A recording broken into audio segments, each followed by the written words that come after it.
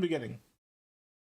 Here is the full, unedited interview between Kanye West and Alex Jones, featuring Nick Fuentes. I don't know if Nick Fuentes even says anything, but okay. Let's go back. This is Infowars, right? So you got some info warriors on both sides of you, and you fought for us. You've been fighting this battle for a long time. I like how Nick Fuentes looks like the only one who like actually is super excited to be there. Kanye just looks, there's a saying of being absolutely unbothered. Kanye West looks absolutely bothered everywhere he goes. Alex Jones at this point almost seems like sick of him. You're like, he looks like the dad who's like looking at his son wilding out, and he's like, man, I would give you a spanking right now, but we have guests over. Alex, and we just got to salute you as a Christian and as American, because you paved the way to make braver soldiers like us today. It's like Terminator Part 10 happening right now. Terminator Part 10, I don't even know how that makes sense, but okay.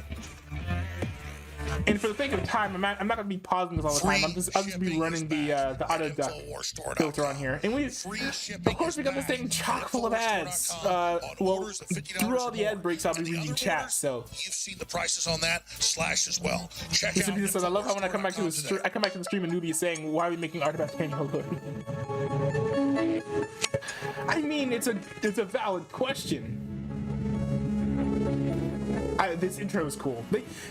They do have some nice art. Infowars, the most banned network in the world. The intro is like, it's Thursday, December 1st, the art is like basically the best thing about the whole thing. Jones, and in the studio is kind of cool though. Ye is our guest. I've actually kind of wanted to build up a studio setup kind of similar to them, because I mean, look at that. That's kind of cool. Imagine having that in your basement. So, and also America First leader, and that is Nick.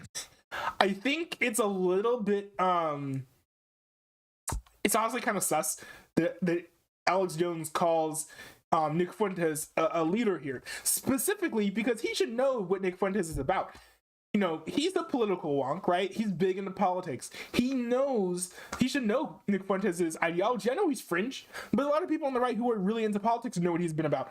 I know what he's been about, and I'm really big into politics. So he should know a little bit better than to laud Nick Fuentes as a leader. Like, saying like it's a good thing. Nah, fam, nah. Fuentes, Ollie Alexander, Owen Schroyer, and many others are also going to be coming through here. He looks like he's so like, okay, I know I am pausing it like I said I wouldn't be, but he looks like he's so much like, wow, I'm here at the headquarters of Infowars. This is so cool. Today, and Ye has arrived in a new. He looks like he almost looks like he can't believe what's happening right now. I assure you, it is Ye. Ye, thank you so much for coming to Austin. Thank you for having me. Well, where would you like to start? This first little 5-minute segment is just kind of a prelude to what's coming up. What do you want to cover here today? Just God runs the world, and Jesus is the way and the life, and it's time to put Jesus first in the way that we run our businesses, the way we run. Very similar to his 2020 campaign, which I really enjoyed. For radio listeners, we're on over 400 radio stations. They can't see you right now. This is a new look for you. Yes, by the way, Infowars is syndicated on terrestrial radio in the United States. Yeah. So this is an archetypal example that the mask is off by putting the mask on. People can take it how they want to take it. It's just, it's interesting if you look at a Michael Jordan or something, you load up all these pictures and he's smiling and he's holding a basketball, he's jumping from the free throw line, and then you look at Phil Knight and you barely can see a picture of him and he's got his face covered. So I don't have to show my face. It's me. Interesting. That's my right. Absolutely. Well, that's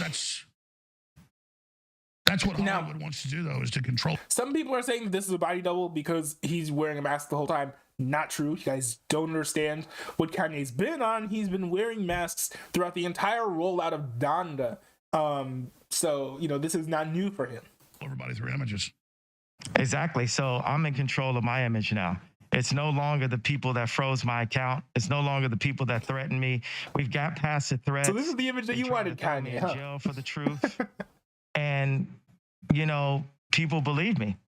And people see that I wasn't crazy on what I was talking about. And they tried to write it off, and they keep trying to write it off. It's not the But opinion that truth most people are getting, is but the okay. more and more I'm faithful to Christ, the more and more he's going to keep unlocking the blessings. You know, he set it on my heart to build communities, to build farms, to build schools, to build the choir.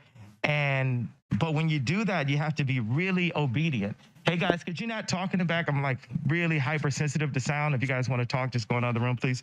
But we have to be really Dude's got some obedient. You know, issues. like one of the big topics That was right interesting, now though. is all of the One thing about this is all of these microphones, these types of microphones, they don't pick up like a good variety of sound. So I have the Blue Yeti here. I specifically picked this actually because it could pick up a lot of sound all throughout the room. So I have it set up so that basically if someone stands in the corner of the room and whispers to me, this microphone will pick it up. There's a lot of compression that goes into that. All of that to say, that's not the kind of microphones that they're using. So they're very short range microphones. So for example, if one of those guys was standing in front of that nice little desk that looks very cool and has the American flag on it and spoke facing the camera, probably wouldn't even pick up so much as a sentence that or a syllable that was said. So yeah, that's probably why there can be people talking over there in the newsroom and you can't even hear a little bit of it. This is especially how radio is done. Now television is done a little bit differently, but yeah. And my take on that is, you know, there's one television place in the uses Bible lav where mics it says predominantly. God sees sin differently, and there's another place where it says, you know, let me get out my phone. I can like really pull up the exact thing it says in the Bible. The general gist, and we'll get back to it after the. I love he has the Bible right next to him, but he just like pulls out his phone to look up a Bible verse. Stay strict to everything and remove as much sin as possible in order to serve God. And when people look at pornography, when a grown man is looking at a grown woman have sex on camera, you're still looking at someone's daughter, and you're looking at a lot of times someone that is the product of pedophilia. Now, this here is interesting because he's not wrong here, but is being a little bit hypocritical because he has been known to be showing some choice video footage to Adidas executives, and Balenciaga has, you know, accused him of that as well after they got into hot water for some sort of controversy. So I think it was interesting for him to bring that up in light of all of those reports about him coming out. So people will engage in going to strip clubs or looking at pornography, but then the moral compass is like, oh my God, look at the pedophiles. But in a way, anybody who looks at pornography the whole thing about this is kind of crazy, and it recently came out over the past 24 to 48 hours that in one of these shots there was actually a there was some tape, some like caution tape that didn't say Balenciaga, but it said Balenciaga, so with two A's instead of one A in the beginning. And if you take that, what it means in Latin, if you split up some of the letters, it's basically three Latin words combined. Those three Latin words mean Baal is king. Some people have translated to mean Baal is the king, but when I did it, I got Baal is king. So that's interesting. The form of a pedophile also. Let's bank it all in. It's very simple. We're not going to be talking about all this moral code and these standards right here. It's either Christ said so or Christ said no. Yay, powerful information. I totally agree with you. Back in 60 seconds to join over 400 radio stations. Nick Fuentes in the studio. Everybody, tell everybody you know, tune in now, Infowars.com/show. Let's break the internet today. Stay with us. Interesting.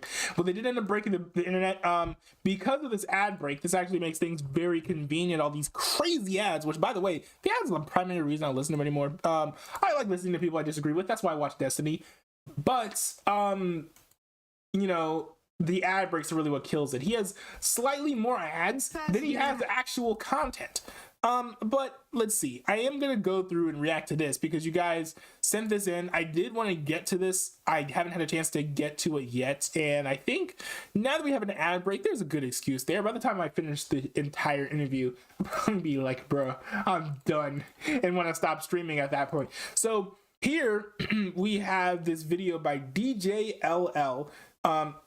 And it's entitled, "I've had enough of these inappropriate comments being made towards me. This stops now. Important," which is probably not one of the most tactful YouTube video titles I've seen, but it certainly promises to be interesting. The past year and a half I've had this channel, I had my own fair share of creepy comments, even to the point where I've had... Greg Crypto in my chat has been the biggest offender of this, by the way. I think I finally banned him like a month ago or so. That was... A convicted sex offender comment. Yes, a convicted sex offender. Yep. Let's explain. It all started around the time frame of October to now this is why YouTube did their whole for kids thing. It disables comments. Actually, the whole scandal wasn't involving inappropriate comments, but literally pedophiles forming chains of links to specific moments. It's weird stuff. It's weird stuff. I don't even really want to get into it. November 2021. It started off with the user by the name of, who then went by the username Crisscross J Constellation. They started off just saying, "I like your videos, I like your content," just like, then to the point where they decided to like make an unwanted shout out video, and then the creepy comments started rolling in. And we've had to go to that video to explain that I'm a teenager. I am a minor, a teenage minor on the internet. I'm not an adult. And we exposed. Hold on, wait. What was his reaction? He said, "I'm a good man. I would never hurt a woman ever. Also, why would she be scared of a compliment?" So I'm sorry, but I made subscribe to Will Dog's videos and another subscribe to this YouTuber and that YouTuber, and none of them jumped on my back about it. Two even thanked me for the promotional video. I guess I don't even probably seen women even though I'm 25. He was like, "Well, this has absolutely not been fun nor exciting. I'm sure this got exciting at some point. He went back to jail. Again, I'm sorry, and I'm sorry if I bothered you." Interesting. One thing I will say about this whole situation though is that internet comments are pretty much just like internet comments unless someone's actually like stalking you or something. I've never understood the whole paradigm of people feeling unsafe by comments left about them, kind of even like even if it's something like, "Oh, like you're hot," or something like, "You are Nazi." Like I've never understood the whole concept of comments such as those kind of making people feel unsafe. But then again, that's also just me, so I can't put myself in everyone's shoes. And if you feel unsafe, I guess you feel unsafe. That doesn't make sense to me, but I mean that's where you are. So teenage minor on the internet. I'm not an adult. And we exposed this individual, and they changed their name to the Jolly Texas Hippie. CWB's channel was called Crisscross J Constellations, and just today he renamed it to the Jolly Texas Hippie. My friend ISM is going to be editing this video, and he's made some of the videos I'm about to mention in this video. So please go check out this here sheet video on the Jolly Texas Hippie. I think I individual by the name of Mohawk Aurora. He's a well-known figure in the YTP map. I remember there was something about that whole situation. People wanted me to react to it at first, and I was thinking about it, and then I saw that all the videos breaking down everything that he had done were all like they were all like an hour long. So I was like, no, that's a little bit long to react to, and yeah. So I decided not to at the time. And then people were like, "Oh, I don't want you guys to bring it back up." He has stolen my content without giving credit and just exploiting me and other minors for views. I've really had enough of this. I sent emails. Item in the chat said it's a literal sex offender who wouldn't feel unsafe. I mean, unless I'm not sure what would now it's different if this guy was now I don't know what this guy did at CWB. I know that he did some illegal stuff. I assume that there was some rape involved. I don't know if he like stalked somebody. Now, if he's known for stalking people, I think there'd be cause for concern as far as like legitimate safety, because then it's like, oh, if he knows who I am and he tends to stalk people, then he'll like kind of track me down and do things to me that I don't want. But you know, it just, in my opinion, I don't think that like I don't know. It's just not me. It's just not me. Okay, I've never understood internet comments making you feel unsafe. Now, if those internet comments are like cause, you know, to, you know, actually, you know, they're like calls to violence or an announcement like, I will find you and I will kill you, like something like that, I completely understand. But if it's something, I don't know, that's just me. But ISM does have a point too, where he says that he's actually a sex offender, so that, I think that does raise the stakes a little bit. Requesting the takedowns. He took the videos down weeks after that video was uploaded, and even some of his viewers came to my channel and made those creepy comments. Now, one thing I don't understand is how videos like that don't get taken down for like harassment, because I feel like that's like a very clear like call to harassment, like, hey, look at this person, you know, leave all these inappropriate comments, or even if there's like a reason to assume that something like that would happen. Which, look, if a dude like that makes a video like that and all of his viewers go to DJ LL's you know, channel and start making like comments like this, dude's gotta know what type of community he's fostered. So I would have to say this is probably done intentionally. I'm done with it. I'm done. Like, that is just, there's more where that came from too. A user came onto my right after I uploaded my Gito Abuse react. Miss Risa said, if a 25-year-old made comments in your video saying you're cute and pretty to a minor on the internet, I could see why you'd be scared. I don't know. I haven't had the mindset of a minor in a long time. I think if, like, as a 22-year-old, I'm 22 right now.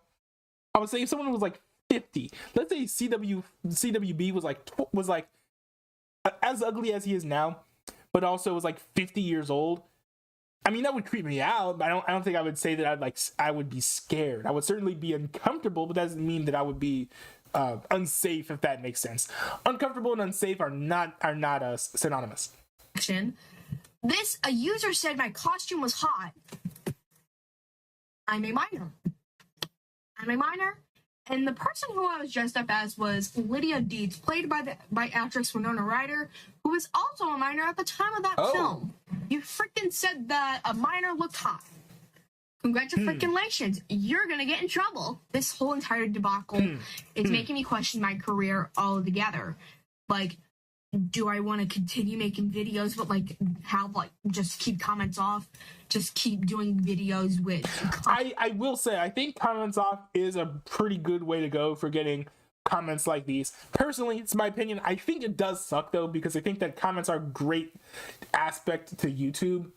And it always annoys me when I see a video where it's like there are no comments and I can't like leave a comment sharing thoughts or things like that, especially because sometimes those videos they're actually like some pretty good content, but at the end of the day, it's how YouTube is set up to kind of remove comments on some of these. I also get very annoyed because I have like old Hero Factory fan trailers on my main, well, not my main anymore. Right now it's my personal channel, but on my personal YouTube channel, I have these old Hero Factory trailers that had comments before, but then they got switched to YouTube for Kids, and now comments on them are banned. So that's kind of annoying, but definitely for situations like these, we're getting constant harassment and you're having trouble keeping them at bay.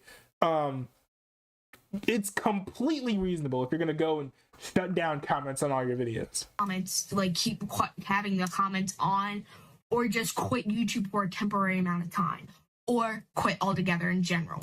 This is where also one thing is I don't understand how this works. This is a slight response to Mr. Pizza here saying Lily didn't want to upload videos anymore because CWB kept on leaving comments on DGLL's videos. I do think that there's a block feature on YouTube, I think, right? Now I don't know how the feature works exactly.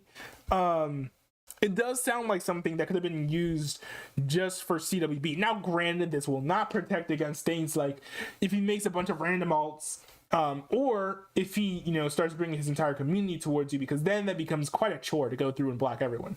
But that's just, I think, something to keep in mind. It's getting to that point. I swear to God. My best friend Isam will be editing this video.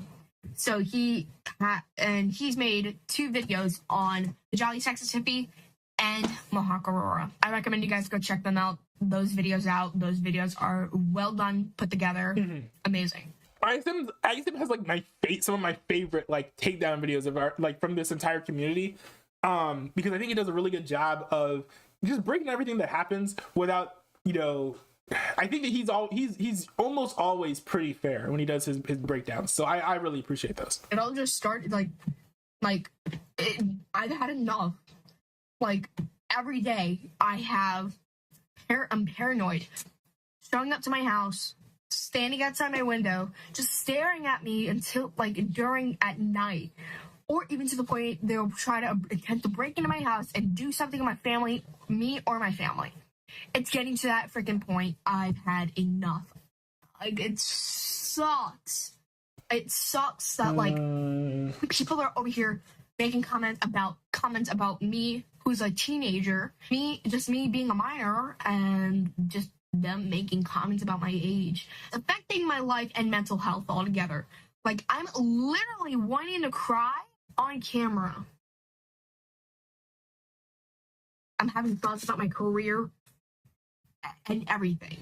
I just want you guys to stop making creepy comments about my body because I've had enough. Just stop it. Please.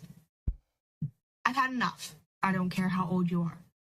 Stop making creepy comments about my freaking body.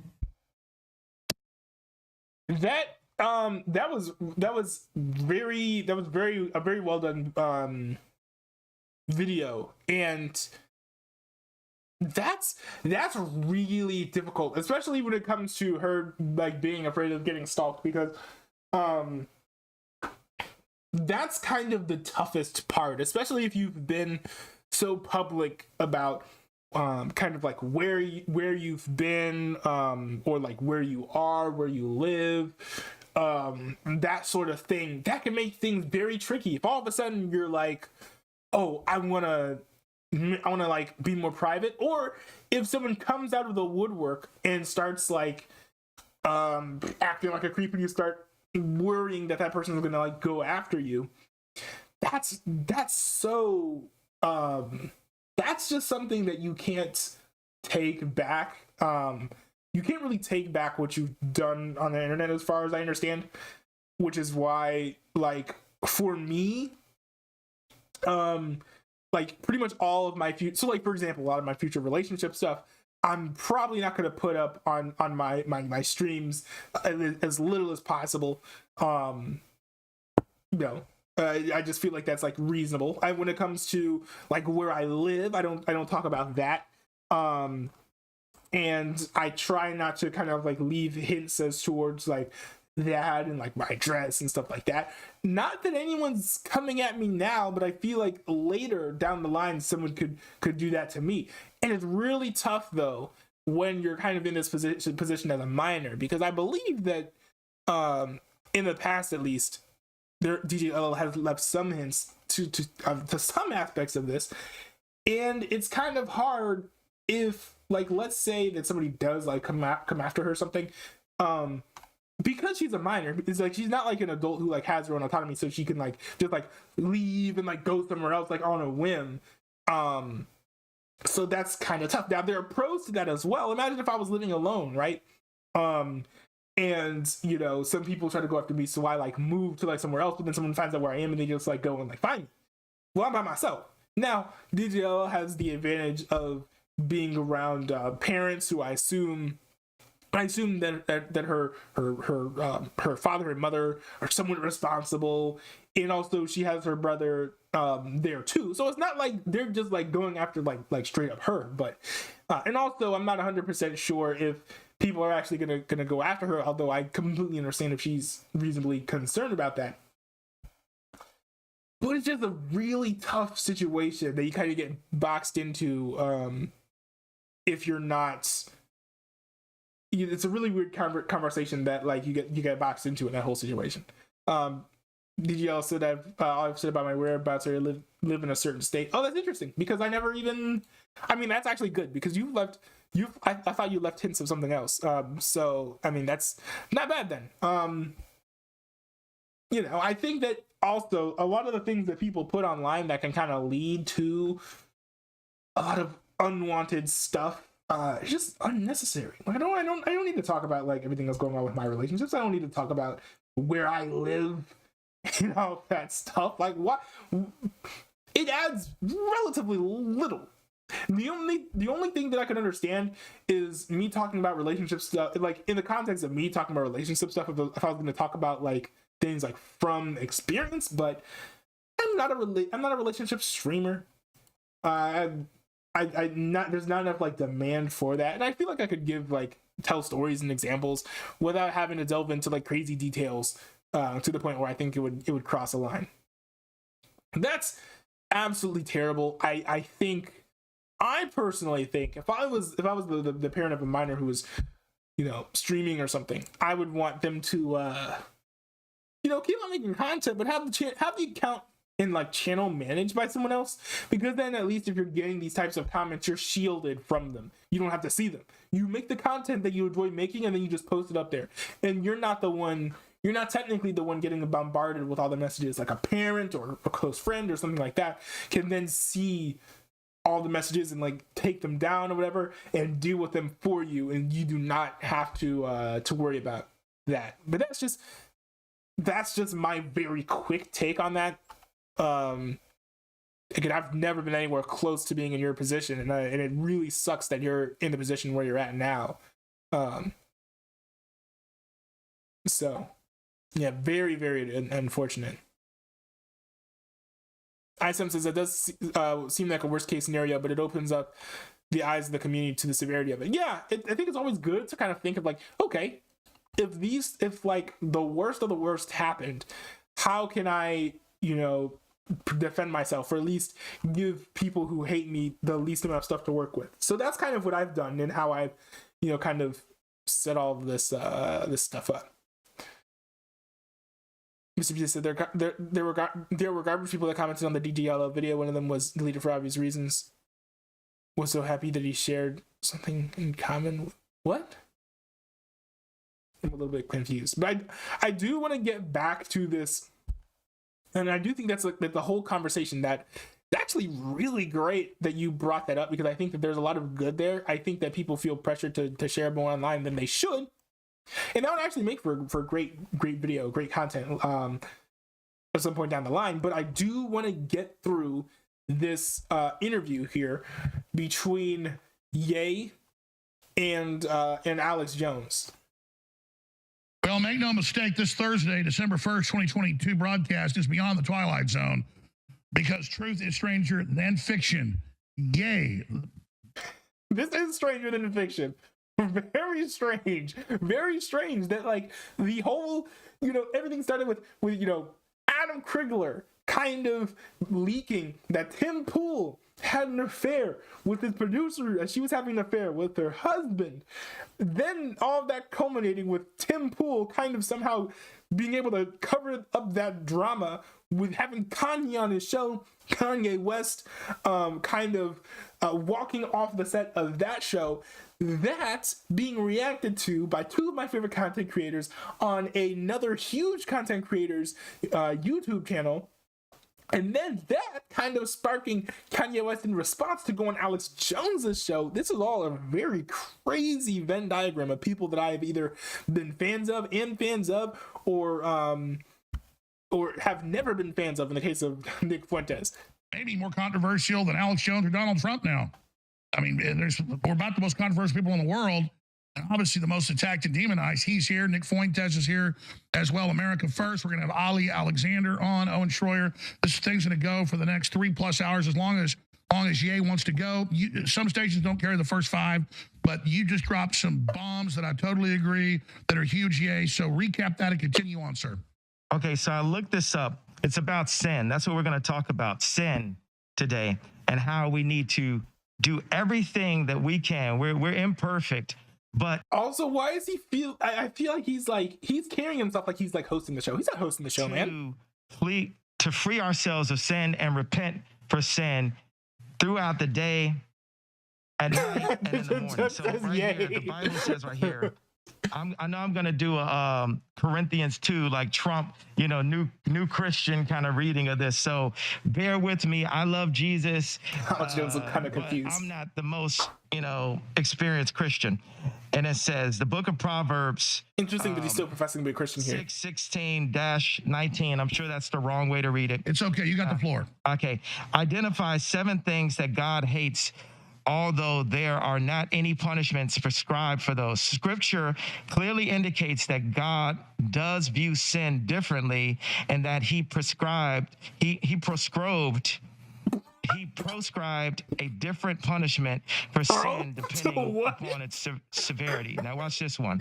It says, where the phrase all sins are equal in the eyes of God comes from. As far as I can tell, the most common argument for the belief that all sins are created equal comes from the book of James 2:10. It states, for whoever keeps the whole law and yet stumbles, I don't know what's up with this B-roll footage. The B-roll footage is terrible. Of breaking all of it. This is true. Now, I'm a big fan of Steve Jobs. Even though he did create Apple, there are passages that do say that some sins are greater than others. I think the 2 big ones are, I think, one for sure is that there's the unpardonable sin, which is blaspheming the Holy Spirit. I think we do see some inferences that homosexual sexual activity is greater than other sins, because it is described as an abomination. But I don't know, because there are like other sins that are described as abomination, and all sins are viewed as abomination before God. So it's hard for me to tell if that's explicit, but it's definitely implicit, and many Christians do today like interpret it as one of the greater sins. But it's not necessarily that all sin is exactly the same, but it's that all sins are equally condemning, right? So you can't be like, oh, that's fine, I just told a white lie, like I didn't kill anybody. Like, you can't take things with that approach. But I do think God probably looks at you a little bit worse if you have killed someone versus like telling a white lie. Notice the logo of Apple is actually the fall of man, the forbidden fruit, the bidden apple, right? So we can get into, interesting. Now we're going to talk about all the demonic stuff, right? Didn't they just play the footage from Balenciaga with all of their like the demonic language, right? The stuff with putting kids in, around, and near BDSM gear. Well, that mask was actually made by Balenciaga. That actually came out, so that's interesting. Social media has done to families and all that. We got 3 hours, right? But I like the way our incredible American inventors like Disney and Hughes and Steve Jobs, the way they ran their companies and invented things that changed the world. And the way Steve ran his company was his version of a sinless. Oh, it's interesting that they're citing the Gospel Coalition to be able to take what was. They're a well-known Christian outlet, by the way. You're not familiar. You got an iPhone. It's your fax.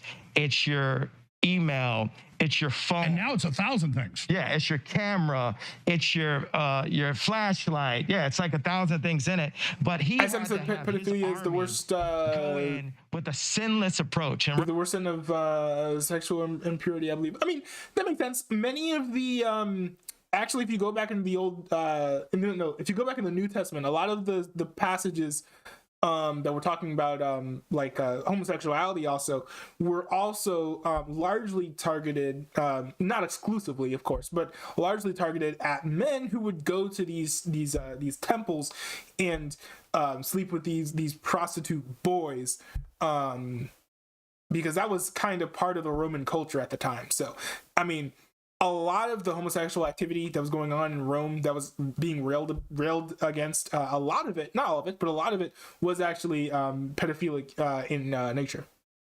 right now, God called Gideon to make an army, the 300, the real 300, not the movie version, that were all focused on serving this mission at the time. So we have a mission right now to save our families from social media, from Zionist control, and bring Jesus Christ back to the going off from the forefront. anti-Semitism again. We're protected. I don't have security. My security is the angels. My security is the fact that I didn't load up pornography last night. And I said, this addiction is going to have to flee from me. This addiction since I was 5 years old that has destroyed my mom and my dad's family, that destroyed my family. Like, when I take full accountability for the destruction, of my marriage, I'll point at the liberals and say, this animation is kind of crazy. If you've never seen this animation, it's pretty wild. Beautiful person, but I felt like it wasn't enough. I felt like I still needed to look at pornography. In some way, I'd say to her, well, stop making these images, stop breaking the internet. That original term comes from my ex-wife actually having a nude photo that I didn't know about, that someone used her and put her on a magazine. But there's is he going to talk about how he's been showing videos of her to executives, though? Like the girls allegedly doing this, and this becomes. No, not even allegedly. That was on camera. Pushing the addiction. The pornography industry is not even a big industry. It's like less than $10 billion, right? So that means that it's not used for prosperity. It's used for disparity. By the way, George Orwell wrote in 1984. He'd been the number 2 guy in PSYOPs for OSS. What the heck did you guys send me in the Discord, y'all? The Discord community, I gotta say this, y'all. My Discord community is kind of fire. I wish that I could actually use my Discord community as the chat rather than the actual built-in YouTube chat. I shouldn't, for a myriad of reasons, primarily algorithmic reasons. Having more chats in your streams helps your stream algorithmically, but also no TTS if it's on the Discord. Unfortunately, so that's like the 2 major reasons why. But it is, and also you guys can send me these memes. Like you guys sent me this meme of some, I don't even know. Y'all sent me this. I don't know why you guys sent me this. I don't know why you guys sent me this.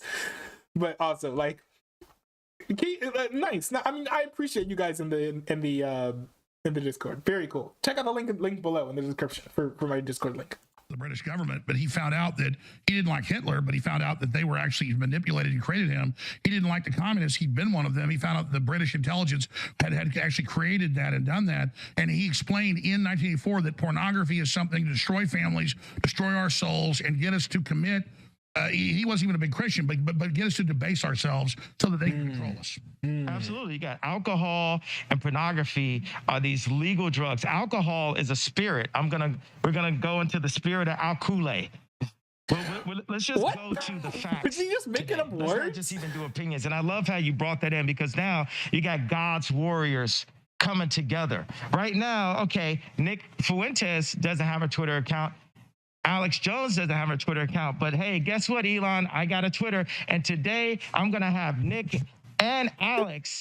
Not gonna lie, Alex Jones looks a little bit scared. He looks like a cross between scared and bewildered. He's kind of like, how did I get here?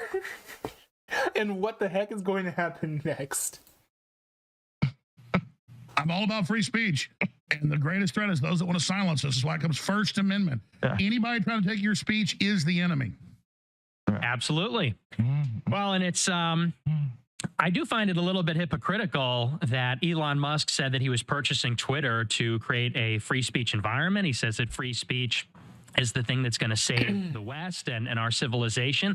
But yet he has taken exception to you, Alex, for some seemingly specific reason, maybe personal to him, but definitely not principled. It was literally all to court the people finally demand the advertisers. He was scared of all the advertisers leaving, and I think that he's kind of realized 7 years that he's not going to be able to bring them all back. So I wouldn't be shocked if he goes back on that and do these kinds of things.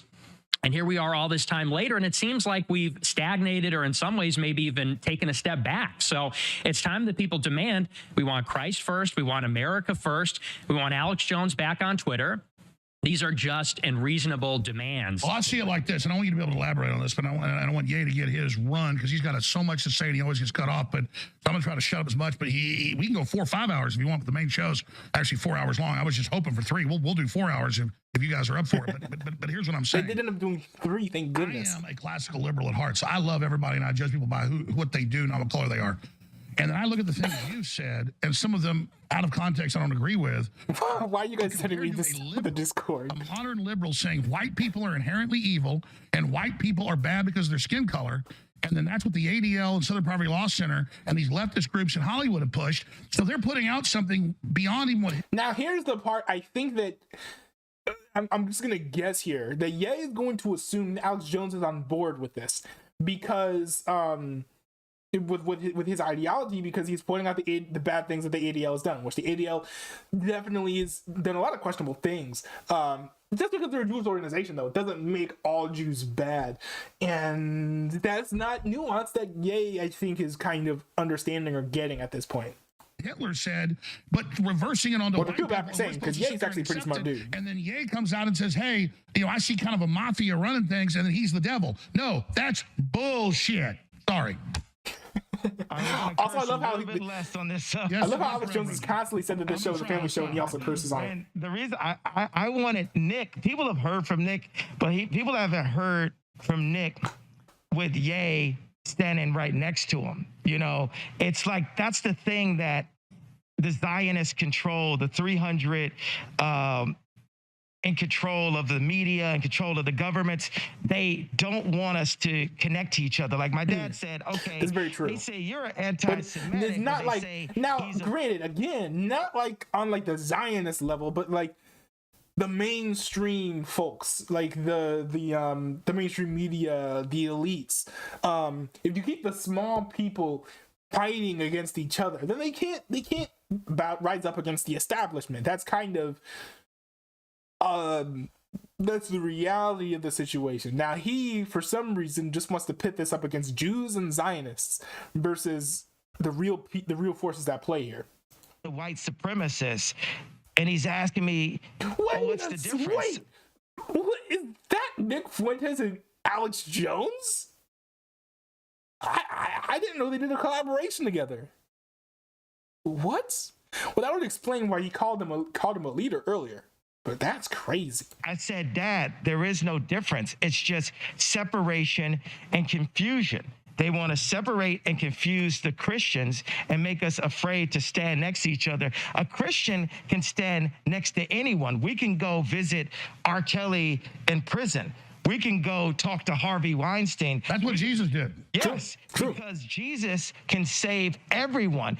But if the Zionists can get us so afraid that they're going to do what they've been doing to me, attempting to put me in jail, freeze my accounts, smearing me on the media, all of these things, you put on the whole armor of God and they will not be able to break your spirit. And by the way, we can do 3 hours on this subject, and you do 5 hours on it. And let's just get it all going down. What is the 300 Zionists? What is this? The 300 Zionists? Unifying people, running for president, all those other issues. You have to just be making that up. I'm just saying, let's just run with it as far as you guys want to go, and then I want to get into all the other topics that surround things. Oh, beautiful. So where do you want to start? Well, I would just start with this. There are good people from every group and every type of culture, and we all know that.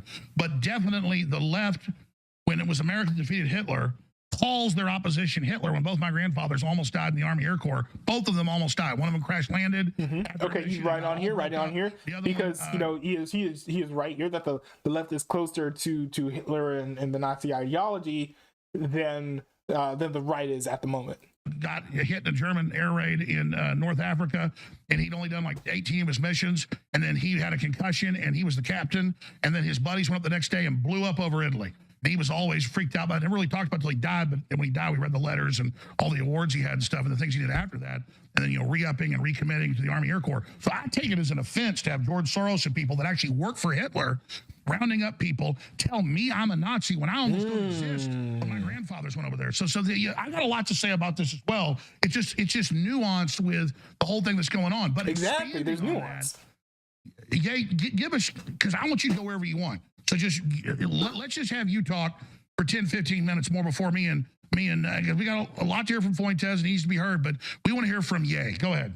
Well, I said with Ali Alexander and Nick Fuentes that we're like the SWAT team of free thought, and I go in with this battle ram at the door, and then they come in with these laser beams and have that information. And we work together as a team. A lot of times in media, they want to single out. He's like insanely unnecessary that is a allegories. Zionist approach. And they're asking me to use that same approach. Well, hey, don't say all people, just say specifically the businessmen. And then I go on Lex Friedman and I say who it's specifically, and that's still not enough. They're still taking it too far. Okay, but that happened before the Temple interview where you literally said the Jews. You weren't being as specific, right? When you went on Temple's show, right? You're not being specific here. You're calling them Zionists. Said like 300 Zionists taking over the world and all this crazy stuff.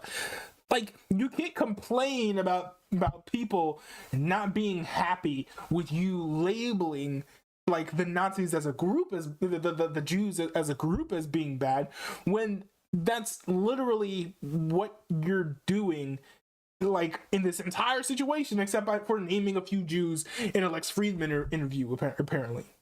And agrees now that it's like a reverse version of American History X, the scene when they put the guy's head against the curve and kick the back of it. And now people are like, wait a second, the so-called crime doesn't deserve the punishment. What did I thought? Well, that's right. You're not Hitler. You're not a Nazi. You don't deserve to be called that and demonized. Well, I see good things about Hitler also. I love everyone. Please tell me what these good things are, and I'm not going to play this curb stomping footage. I'm just not going to, but...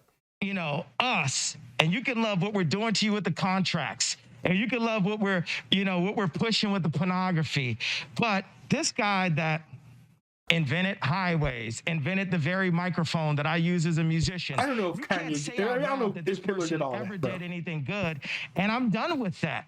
I'm done with the classification. Now we do know, there's technology. It's like the backbone of the internet. I can't remember if it's HTML or JavaScript, or one of the core, languages that browsers run off of was created by someone who I think ended up being a pedophile. So he's not wrong that some people can create good technologies. I just don't know that Hitler created the highway, which is something that has existed in the Bible, or the microphone. Seems far-fetched to me. I don't know. Something of value that they brought to the table, especially Hitler. How about that one? Ari Emanuel, how you like that one? Hey, Ron, you going to do anything to fix Chicago? Well, I am worried about the black folks down a month in Chicago, but let me expand on that. So basically what he's saying is, on one hand, I'm so lost. My grandfather grew up in Dallas and from a pretty wealthy family. Also, Hitler was born Christian. I've studied some of the history on it, but you can't be born Christian. You're just like raised in a Christian home, but that's different than being born Christian. Christianity is not a bloodline. It is not what it is. Very interesting. My grandfather, grew up, and actually some of his family spoke some German. There's a lot of Germans in Texas. Hold on, let me see here. DJLL says cats. I 100% agree. Cats, 1000%. But did you know that he grew up next door to the inventor of air conditioning and the inventor of one of the main inventors of refrigeration? And so my issue was, growing up, my grandfather told me the stories about some of the inside baseball and the things that went on. But later, I'm going to get into that. I'm going to tell you some stuff about Hitler that you might not know directly that happened to my people I knew. I'd love to hear everything, because guess what? We don't get to hear. It's hidden. Even like our truth, the fact that African Americans were in America before the Pilgrims. That truth is hidden. That we are actually the Native Americans, or some of us are Native, or the fact that I'm pretty sure it's Photoshop, by the way, for the audience there who doesn't understand. Jewish slave boats, and then look at Australia. Yeah. They've done some of the genetic typing of the Aborigines there, and they're basically Africans. There you go. So all of these truths. And then the current truths about banking, about the government. My favorite thing that I got to say with Tim Pool was Rahm Emanuel was right there next to Obama. Jared Kushner was right there next to Trump. What are those two people, those two Zionists? They're completely different people, no connections, right? They're not like cousins. They're not blood brothers. They're just a couple of dudes. They're even from completely different families and completely different generations even. There's no connection between the two that I know of. Oh, I gave it away. Have in common. Nick, can you pick that up and expound on that? Absolutely, yeah. You know, and it's interesting because you've been going on. So the dude, he can't carry his own arguments in support of anti-Semitism. So he kicks it off to Nick Fuentes, which is one reason why I still am not 100% sure that Kanye is completely on what he says he's about right now. Now Nick Fuentes, of course, he's going to go on his anti-Semitic screed because he's anti-Semite, so he's pretty well versed on the topic. On these interviews with Lex Friedman and with Tim Pool and Piers Morgan, and they always say, well, don't talk about a group, talk about the individuals. And I would point out, one, it's hypocritical because in the same interview, Tim Pool said, well, wouldn't Ye be so great for the black vote? You can say the black vote, but you talk about Jewish businessmen, and somehow that's a problem. You can't talk about groups when it's one, but not the other. The other thing is that there is something baked into the cake in Judaism, which affects how they're brokering these kinds of contracts with entertainers like Ye. If you look at the Talmud, which is a real Jewish holy book or part of the holy book, there's the written Torah, which is the Hebrew Bible. There's the oral Torah. If I remember correctly, the Talmud has some historical inaccuracies, which is why it was not included in the modern evangelical Christian. I don't even know if it's evangelical, but the Christian canon. It's not included because it has some historical inaccuracies or doctrinal inaccuracies. It contradicts some aspect of the rest of the scriptures. I can't remember exactly what. Which was written down as the Mishnah and then interpreted in the Talmud. In the Talmud, it says that Jews have to treat Gentiles differently than they treat other Jews. There's all kinds of examples of this. They say that if you accidentally... Hold up. Isn't that all Old Testament? Because even in the Old Covenant, there were some aspects of Gentiles being grafted into Israel to the extent where basically if they agreed to follow God and they agreed to kind of like live as Jews, get circumcised and all of that stuff, then they would be grafted in. So you see folks like Rahab being allowed to be part of the Jewish heritage, despite being, in actuality, a Gentile. And then, of course, I think in the New Testament, with the new covenant that we're under now, God says that he doesn't really make a distinction between the Jew or the Gentile. So here he's trying to take us back in time into the Old Covenant. We're not living under the Old Covenant. And it's actually very interesting that he's trying to appeal to these rules about how Jews and Gentiles relate when he's anti-Semitic and hates the Jews. If a Jew indirectly kills a Gentile, there's nothing even wrong with that. There's nothing morally wrong with that. They say that for a Jew to have sex with a Gentile is comparable to bestiality. They say that the semen of a Gentile is like that of horses. They also say that you can't give a gift this is all the Talmud, so this is a Jew is not permitted under the Talmud to give a gift to a Gentile. As the fan they're not permitted to charge say. each other interest, but they're encouraged to charge Gentiles interest. What do they say about pedophilia? They say that that's, in some cases, licit. Well, I mean, in their holy book, it says it's okay to be pedophiles as long as it's not another Jewish person. That's something that came from Adam. I'm not 100% sure on that. Well, let me just get this. Let me just get this out front. I believe in free speech, and that's why I want you to be here and be able to say whatever you want. I'm quite the historian from a lot of multifaceted views. So at a certain point, I'm going to give my nuanced views of this because there are power structures and there are mafias and there are cliques and there are groups.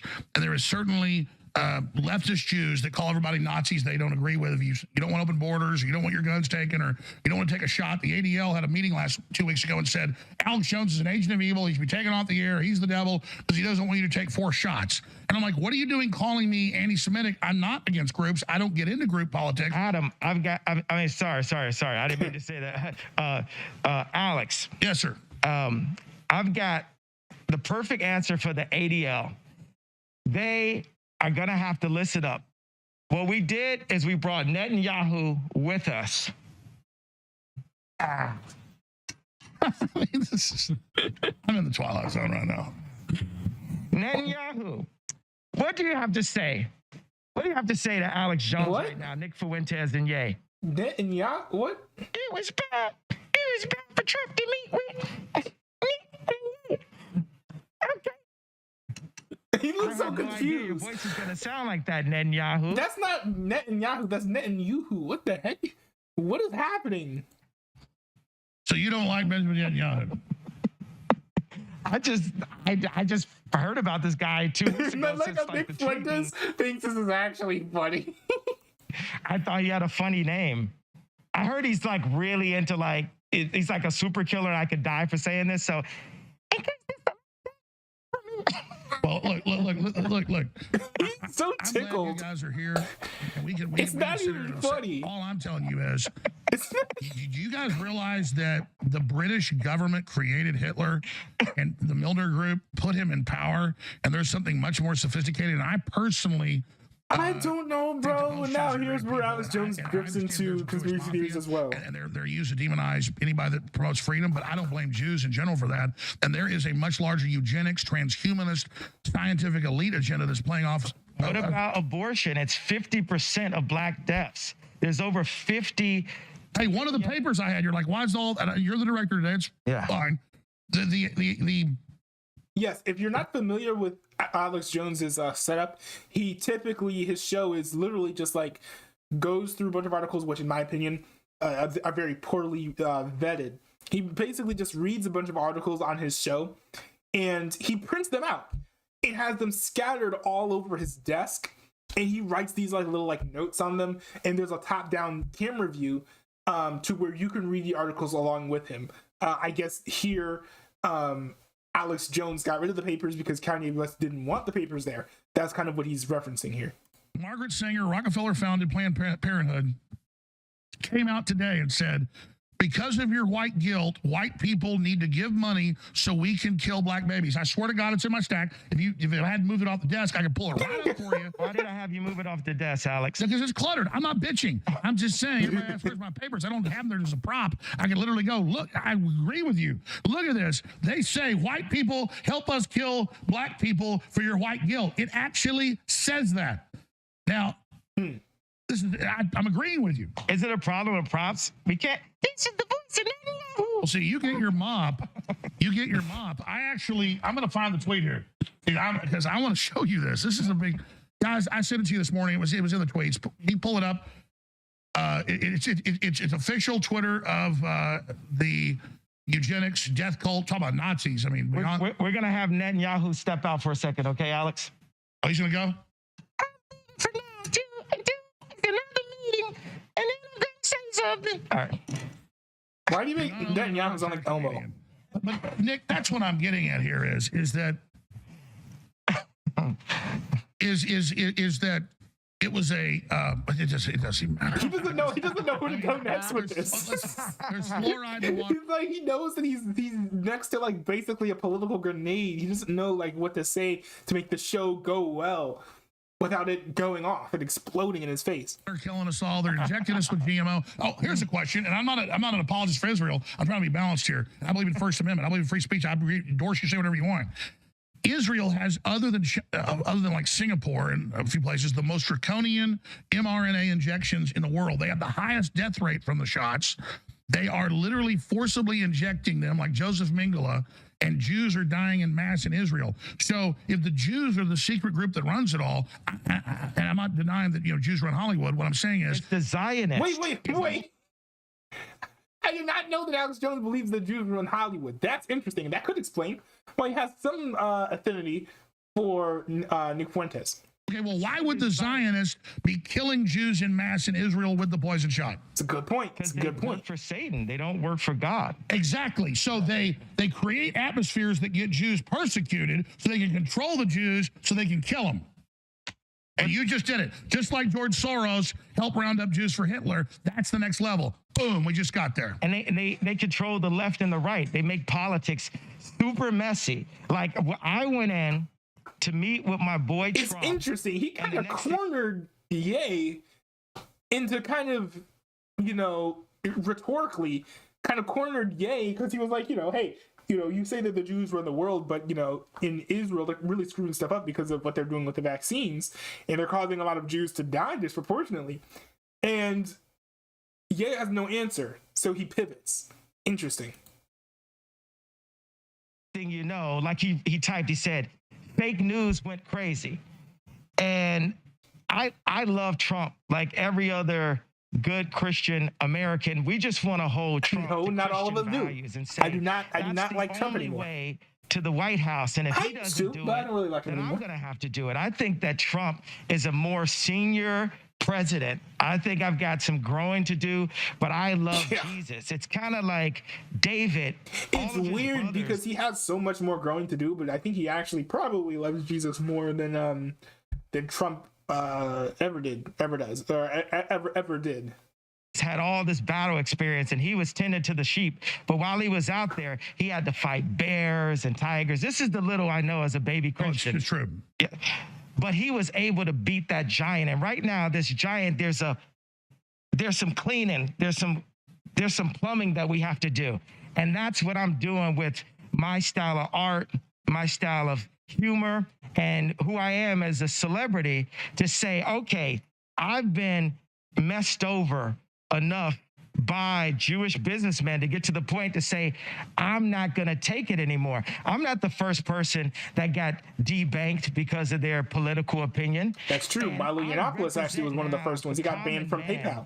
He also was on Kanye West's campaign. When we go into the White House, it's us now. It's not about specifically an icon or DeSantis. But it's issues.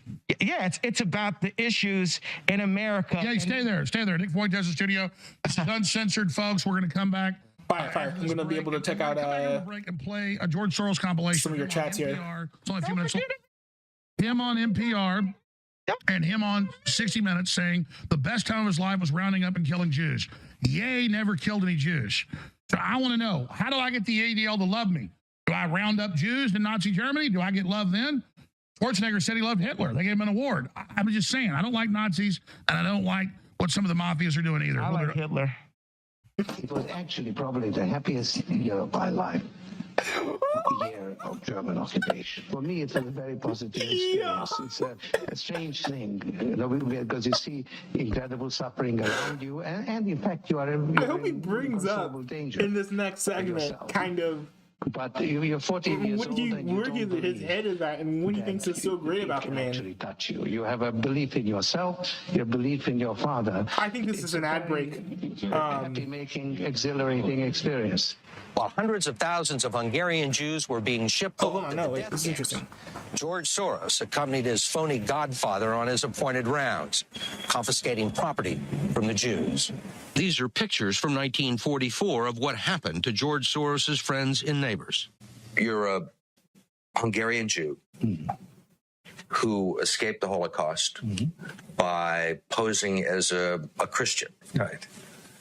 And you watched lots of people get shipped off to the death camps. Right. I was 14 years old. And I would say that that's when my character was made. In what way? That one should think ahead, one should understand and anticipate events, and one is threatened. It was a tremendous threat of evil. I mean, it was a very personal experience of evil. My understanding is that you went out with this protector of yours who swore that you were his adopted godson. Yes. Went out, in fact, and helped in the confiscation of property from the Jews. That's right. Yes. I mean, that sounds like an experience that would send lots of people to the psychiatric couch for many, many years. Was it difficult? Not at all. Not at all. Interesting. It actually sounded like, at least, I don't know much about George Soros, right? So I can't really speak good or ill of him. And it sounds like a lot of what he was doing in getting these lands, I guess, from the Jews, apparently. I wonder what that was for. Now he says that, like, you know, seeing a lot of his friends like shipped off to die, you know, at the behest of the Nazi regime, a lot of that was motivated by fear. So maybe a lot of what he's doing is out of some sort of like fearful reaction, but I don't know exactly what this clip is even getting at. Connection, but it created no problem at all. No feeling of guilt. No.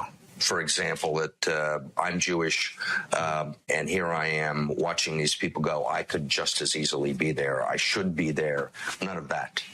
Well, of course, I could be on the other side, or I could be the one from whom the thing is being taken away.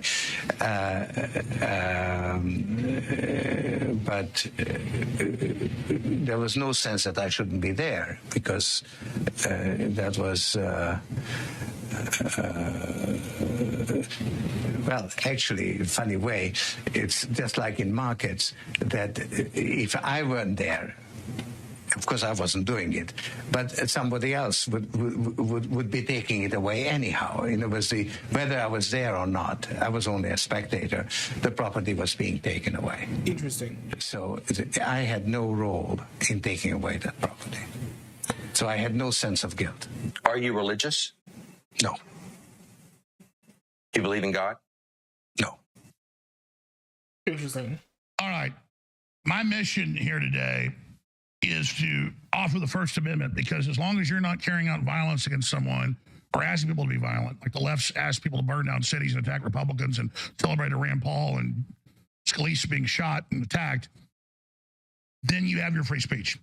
And when the left came out in the last 10 years and really accelerated the last 5, 6, and said white people are inherently evil because of the color of their skin, and that somebody who moved here as a kid from Poland, they're supposed to pay reparations for what people did hundreds of years ago in this country. It's a divide and conquer strategy. I'm not getting into the reparations debate.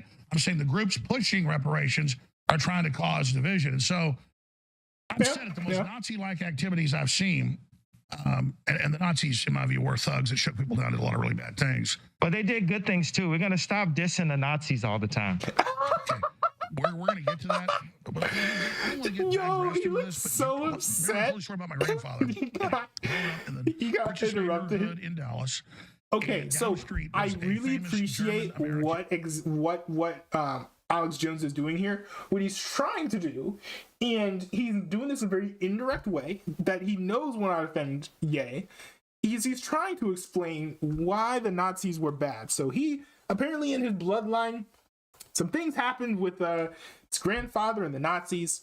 So he's got a personal history and vendetta against the Nazi regime. So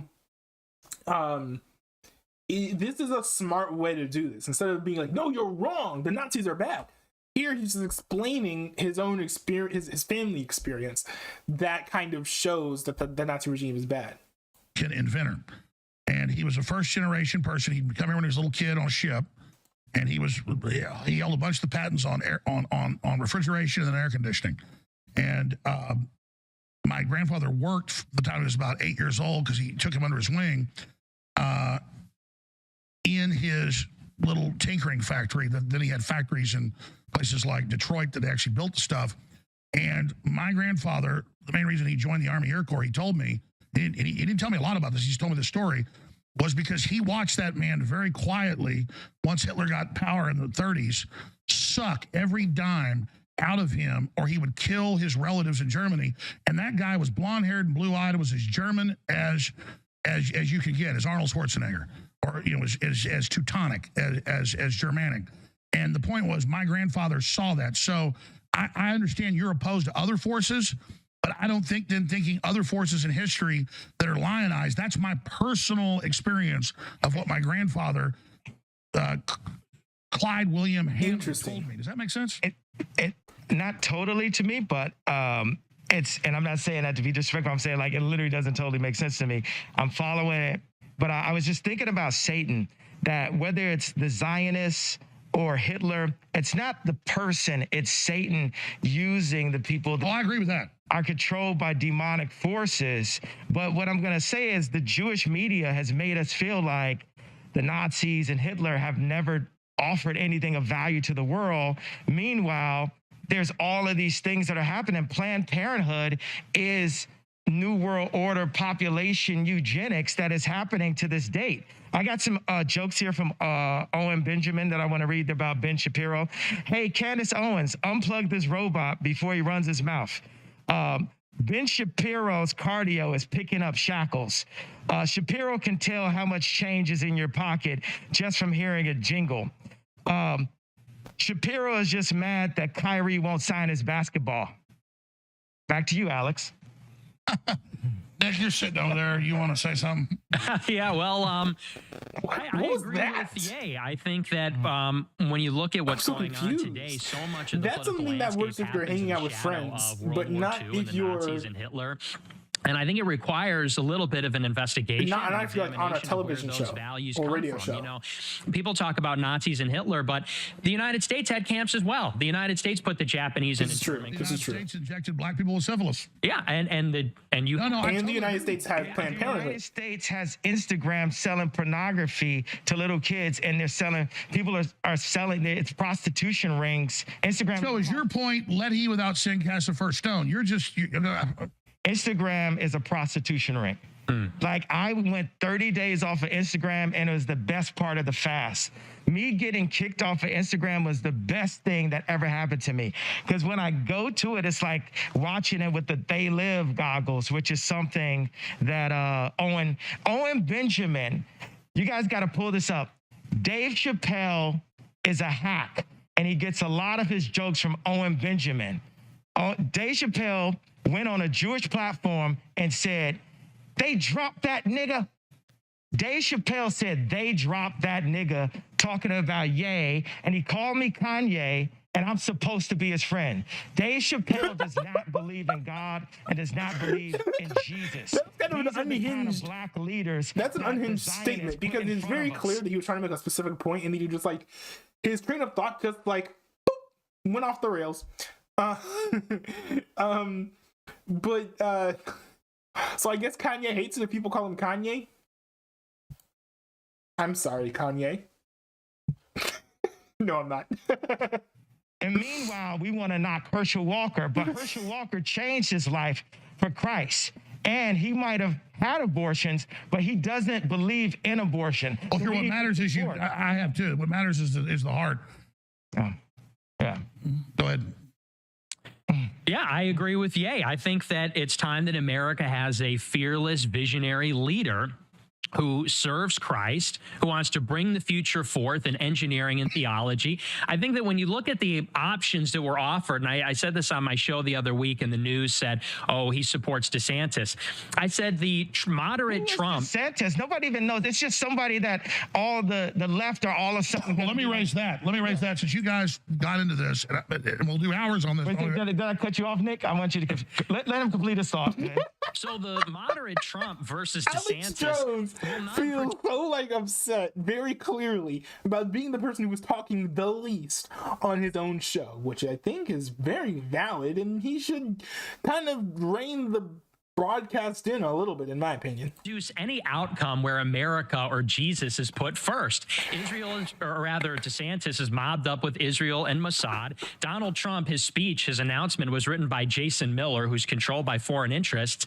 If there's a Republican primary between them two and they go up against Biden or they go up against Newsom, there is exactly zero chance that we get any kind of regime that's going to deliver the real change. Nick, I got a question. If I say something that's provocative towards the Mossad, is that misogynistic? Hold on, let's hear from that. Come on. Hey, I'm the head of the Mossad. I'm gonna kill you, take the children away from you. Thanks a lot, Netton. Back to you, Alex. Please turn your microphone around, sir. Man, I'm definitely overwhelmed here right now. Infowars.com. Tomorrow's news. That's not 100% necessary because those are omnidirectional mics. I think it had something to do with the cabling.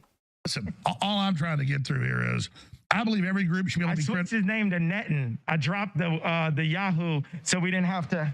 I was tired of picking up the Yahoo and the Netton. So for now, he's just Netton. I know some people call him BB.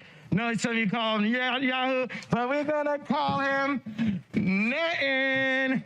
What you want, Netton? Hey, right after this, I'm going to say you're crazy. I'm going to take your family away from you. We're not done with you yet. You cannot cross free thought. We have to control the history books. We have to control the banks. And we have to go and kill people. And so you're in the So, and in a little while, hopefully you're going to take the mask off, because is this actually yay here? Folks, is this, the mask is coming off in a little while, hopefully. We're going to be able to have a discussion about this. But I mean, seriously, you have the globalists pushing a poison shot that's already killed 20 million people that they admit doesn't work. And then you're the bad guy for And see, here's the thing. This is the big thing. A lot of here's the big problem with identity politics, really, which is identity politics pretty much pits people against each other who, to be honest, a lot of the people in each of the groups actually probably have the same motivations and like aims as members in the other groups. So it's pitting people against each other to kind of like keep them distracted, right? Kanye wants to keep his fans distracted, focusing on, the Jews or whatever. The people on the left kind of want to keep people focused on white people, how white people are so bad, and how white people are keeping black people down all the time. And of course, like the black man can't get nowhere because white people exist and all of that stuff.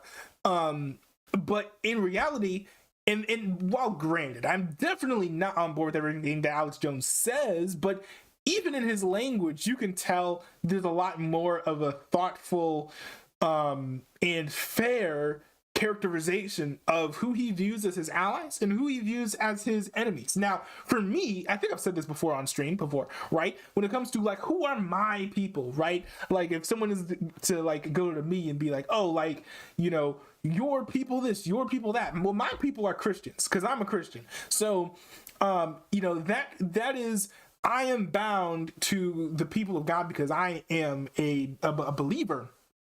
And I can run with people who are saved because I am saved. We have similar goals and motivations, and then we can run.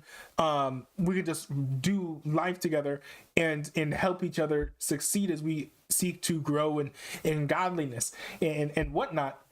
Here, Alex Jones is saying my enemies are the people who are globalists. Now, those are people who hold a specific philosophy, right? That globalism is good.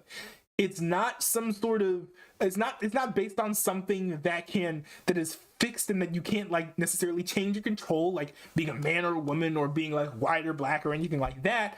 But it's based on like beliefs, and it completely makes sense. If you're like a member of an army, right, and you're trying to successfully wage a war, and you bring your army out, are you going to be more effective by saying, hey, kill everyone who is opposing us as we march down the battlefield? Or are you going to be more effective by saying, hey, kill everyone who's wearing this color shirt? So when it comes to like, the sphere of ideology, when it comes to the culture war, you're not going to win inevitably if you focus only on things that are surface level that also cannot be changed, right? And instead focus on people who are aligned with your interests and your philosophy and your belief system, which, actually in hindsight, maybe that's a good explanation for a lot of why the Nazi Germany regime fell in the first place. Also poor strategy, isolationism, a lot of stuff. But that's like the big difference. And if you watch Kanye and you watch Alex Jones here, that's like a stark difference when it comes to people who honestly, they probably actually agree on a whole lot, except for whether or not they should be identitarian along the lines of things you can't change, such as your bloodline or your sex. Or should we align ourselves with people who have like our interests and our beliefs and are actually our allies in thought and in deed? It's very interesting to see these people go at it, argue, when in reality they're probably actually on the same page on a lot of things philosophically. accept, their identity. What I'm saying is when the left said white people are inherently bad because they're white the last 6-7 years, they opened the gates up. So what do they expect? It's wrong, in my view, to say any group is inherently bad or has these traits or whatever. We should judge the individual. But it's wrong for the ADL to have what are very racial policies. The ADL is played out. Nobody knows who the ADL are. Stop giving them attention. Nobody cares about the ADL. ADL, shut up. Well, they run all the censorship and everything. They don't run anything. They're played out. We run the streets. Huh? Well, I'm singling out the ADL. So that's we don't know who they are. No one in high school knew what the word anti-Semitic was until Ye made it popular. No, I hear you. It's definitely a tiger by the tail. Nick, you want to comment here? Yeah, I just want to jump in. He likes tossing things over to Nick because he thinks that Nick is smarter than Ye. Or I are saying that any group is particularly bad or the Jews as a group are bad, but there are Jewish practices that are based on Jewish law, and there is clearly some kind of a Jewish mafia. I'll give you a perfect example. But you can't run around here and say that isn't like not all Jews are bad. But Jews are running the world. Jews are bad. Blah. Like Jews are bad. Like you can't on one hand say the Jews are bad and then say not all Jews. Then be more precise with your language, right? If what you mean is most Jews are bad or all the bad people are Jews, however you want to say it, be more precise with your language. And don't leave yourself up to misinterpretation. Now you're still wrong, but at least people aren't coming away from your statements with a false sense of what your beliefs are. Of WME, they called for a total boycott on Ye. Ari Emanuel's two brothers are Zeke Emanuel, who is the architect of Obamacare in the Obama White House, and his other brother is Rahm Emanuel, who is the chief of staff for Obama and the mayor of Chicago. Their father, Benjamin Emanuel, was part of the Irgun, which was a Zionist terrorist group in the 1940s. The definition of anti-Semitism, according to the State Department, is if you say Jews have any allegiance to Israel, it's anti-Semitic. If you say that Jews have any kind of conspiratorial influence in America, it's anti-Semitic. So we're supposed to believe that if Rahm picks up the phone and gets on a call with Zeke and Ari, and they talk about their jobs, which are running Hollywood and running the Obama White House, a conspiracy, if we acknowledge that happens, we're called anti-Semitic. But it's the truth. It's a truth that they make those calls. And it doesn't mean that every Jewish person is in on it. There are good Jews like Darren Beatty and Laura Loomer. And, there are lots of fine people. Laura Loomer call in. Also, it's like there's Jewish people that are basically hiding me under their floorboards right now, under their wooden floors. It's like a reverse version of the Holocaust, because there's Jewish people that saw how I was treated and they're like, this is wrong. This guy just gave an opinion. I didn't cause any harm. I didn't harm anyone. All I said is, and I spelled it wrong because I was drinking alcohol. And we see the Bible says you can drink, but the king should not drink, right? And I shouldn't have been drinking. I shouldn't have said DEFCON. That was a $2 billion tweet, basically. I know you know about getting sued. I hear you. So let's expand. Yeah, that's also drinking. So let's expand on this. What you say is what I'm trying to say. Yeah. You didn't kill anybody. You're simply here saying this, and you're being demonized and attacked, and you're saying that's hypocritical. But that's what I'm trying to tell you. George Soros, even in that picture, Alex Jones looks like he's not having a good time. He is straight up not having a good time. What my point is that that's what the left does. They hide behind black people, they hide behind Jews, they hide behind groups, and they use racial politics to control. And so I think that's the most important thing, is to understand that we can all come together under Christ. Also, they blackmail. Okay, go ahead about the Christ thing. I want to hear this. No, I'm just saying. Dude is like, let me talk. This is my show. Or their background. And there's great people from every organization. And I think George Soros can come to Christ. It is a possibility that he can convert and come to Christ. Would you meet with George Soros if he wanted to meet with you? Absolutely. I would meet with anyone. That's the whole thing. Laura, we're live. What's up? This is Laura Loomer. I'm watching live. I saw you just said that you wanted me to call in, so I'm calling in. Well, how did she have your number? Well, she called me because she had some concerns about Milo running my campaign. No, that's great. So here's the deal. We've got Laura Loomer's number. Can we call her on Skype or Zoom? Can we actually put her on the show? Laura, you're on via speakerphone. Can you come on via Skype or via phone right now?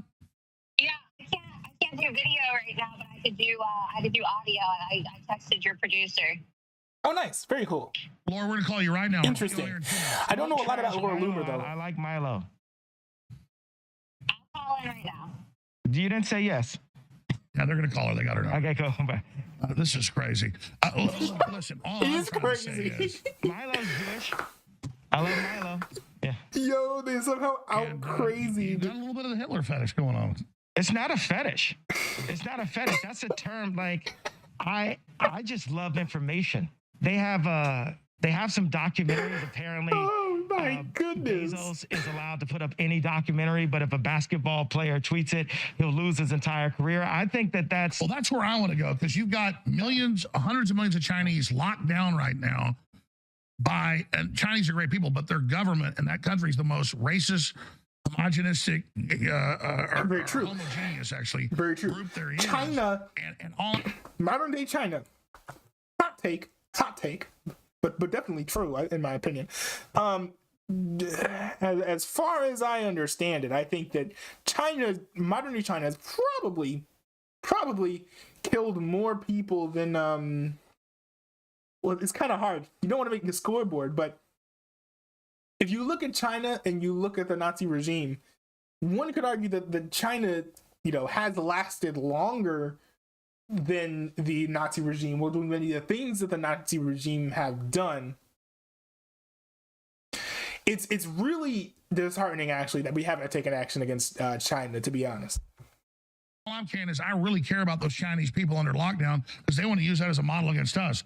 I'm just kind of I'm not on the whole Jew thing. It's what I'm saying. I don't care if people talk about it. I believe in free speech. I'm just really worried about the forced injections, world government, 5G, the open borders, the collapsing currencies, war with Russia. What do you think? I don't have all of that information. I have the information that 2 days ago I thought I was going to be put in prison because my accounts are frozen. No, I get it. You're in Hollywood, and the managers you see are, so I get it. From your perspective, I get what you're saying. Yeah, and I love Jesus, and I have to fight this war to make a better place for my children and for everyone else's children. I got to put myself, my accounts, my name at risk to stand in the front of this war that we have. This is Infowars, right? So we're going to give this information on Infowars. By the way, I asked the crew very lovingly. I love the crew, but you guys gave me the tweet I sent you this morning of the abortion mill, New World Order, depopulation, kill the black people organization, Planned Parenthood, where they said it's white people's job to give money so we can kill black people. It actually says that, and Ye didn't want me to have it on the desk because he wanted to be able to have it all look clean and stuff, and I get that, so I'm happy for Ye. But will you guys give me that damn tweet? Because I love you to death, but I'm asking for an hour. I need that damn tweet. I want to show people this because it is such mind control. That's also classic white people, Alex Jones to have like the papers be boom, boom, and putting them down on the table. Help us kill black people. What type of freakish, crazy world is that? Gay? Zionist. Is that too wide of a idea, or do I have to just go specifically to who does that? But it's the devil. It's the devil. We all, like Grandma used to say, we all need Jesus Christ. And where I'm at, this position where God is, he's using me as a vessel. Everyone always knew that I was special, but now I get to be a vessel. And I feel so, I'd like to go into a prayer. It's a prayer that my cousin wrote. Now, this prayer it's pretty long, so please don't cut me off in the middle of this prayer. I'm not, go ahead. So what happened is we were doing a family prayer Zoom on Sunday, and his name is Wayne, and he tells me, he says, Kanye, he's like, bro, my name's Jay, you say a prayer. And then I said my prayer, and I felt that it was very profound. I felt like it was Jay-level bars where I said, let's remove this whole conversation of morality, and let's stick to the Bible and say either Jesus said so or Jesus said no. Hold on, I'm gonna wait till you drop this. Boom. Listen. All right, so, and I felt like that was profound. That's like a bar that made me top 5 streaming artists without an album this year. either Jesus said so or Jesus said no, because we want to bring in our creative direction and our opinion and our moral compass. Forget the words moral compass. Is it in the Bible? What did the red letters say? What did Jesus say about it? And then we make our decisions off of that. So I said this, and then the Old Testament is valuable too. Idea. Let's stop hoping. Let's pray. Let's talk directly to God. Let's stop hoping for stuff. I agree with that. Okay, I really appreciate this because I really didn't want to speak out of turn, which is kind of why I hedged myself. I appreciate ISM coming in strong with the stats here in the chat. The Chinese Communist Party may have killed more people in total, but that's because China has a population of 1.2 billion. The Nazis probably killed a much larger percentage of their population. Very true. Also, it's to, I think, one thing I was also trying to point out is how the Chinese Communist Party has been allowed to exist for far longer than the Nazi Party. The Nazi Party lasted like 3-4 years, right? Less than a modern political cycle. While the Chinese Communist Party has probably lasted some like 60 odd years, which I think is probably one of the most sickening aspects of it, not even taking into account of like the human life, because we've had Planned Parenthood going on in this country for a long time and have probably killed comparable amounts of people, but it's only been around for, at least as I understand it, a little bit less than the Chinese Communist Party. ISM said, didn't Kanye legally change his name to Ye? Yes, he did. That's his legal name now, I believe. And then I took it out and then I put it back in. And then so I said this prayer, and my family members, they didn't say anything. And then he said his prayer, and the whole family was like, oh, that's the best prayer I ever heard. And he's like, I know. My prayers could be intimidating. I know.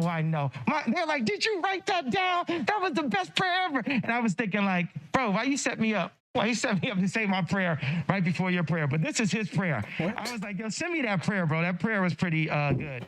It says, now Nick is Catholic, so he doesn't like referring to Jesus as Yahweh God. But I am. But am I black? Am I African? Am I Semite? What is they call me anti-Semite. They said I'm a nigga in rap. They said I'm black. They told me, say it loud. I'm black and I'm proud. Okay, James Brown, you tell me who I am. But I know that I'm a child of God, and I know Jesus died for us. This is the daily prayer. There we go. Why can't you put your identity in that? And why can't you, when it comes to other people, set that also up as your as their identity as well when it comes to who you align yourself with and who you align yourself against? I don't understand why he's so fascinated with railing against the Jews, when as a Christian especially, your identity should be, I am with God and I am against those who are against God. And Wayne, Yahweh God, thank you for life, health, and strength, faith, hope, and love, and another day to bless, protect your most holy name. I surrender all, Yahweh God, and acknowledge that all things are spiritual before they are physical. For this reason, we also declare and decree that you are the maker, master, ruler, creator, and guider of our spiritual lives.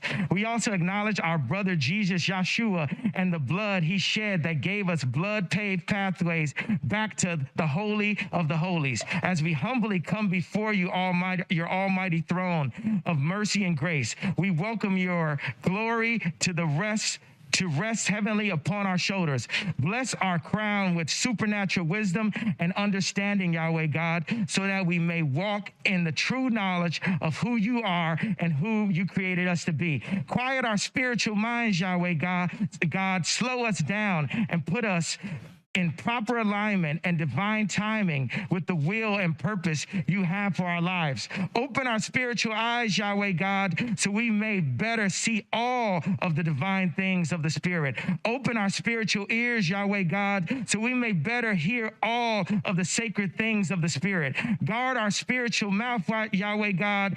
Place a censor over our divine tongues, so we may only speak words that glorify and edify you. Soften our spiritual heart, Yahweh God, God, so we may walk into deeper communion, communication, commitment, intimacy, understanding, and a relationship with all of the divine things of the Spirit. Yahweh God, we recognize that we do not battle against flesh and blood, but against spirits and powers, principalities and rulers. It's actually not a bad corporate prayer, to be honest. It is for this reason that we put on the whole armor of God, Yahweh God. We put on the helmet of salvation and the breastplate of righteousness. We firmly attach the belt of truth around our waist and drench our feet with the preparation of the gospel of peace. We take our sword of life spirit, which is the word of life, and the shield of faith with which we will quench all of the fiery darts of the enemy. Thank you for blessing us from the top of our head to the bottom of our feet and everywhere in between with the first, what we need, everything that we deserve, and then the best that you have for our lives, Yahweh God. In Jesus' name, amen. And perfect time to go to break. Hour number 2, uncensored with Ye. Wow. Nick Fuentes, I'm your guest host here in Insane Asylum World, because the whole world's crazy. Not all of us are nuts. This is Twilight Zone 2.0. We will be right back. At me when you say that. No, I'm talking about all of us. The whole world's crazy. It is crazy. Everybody's crazy. I believe that.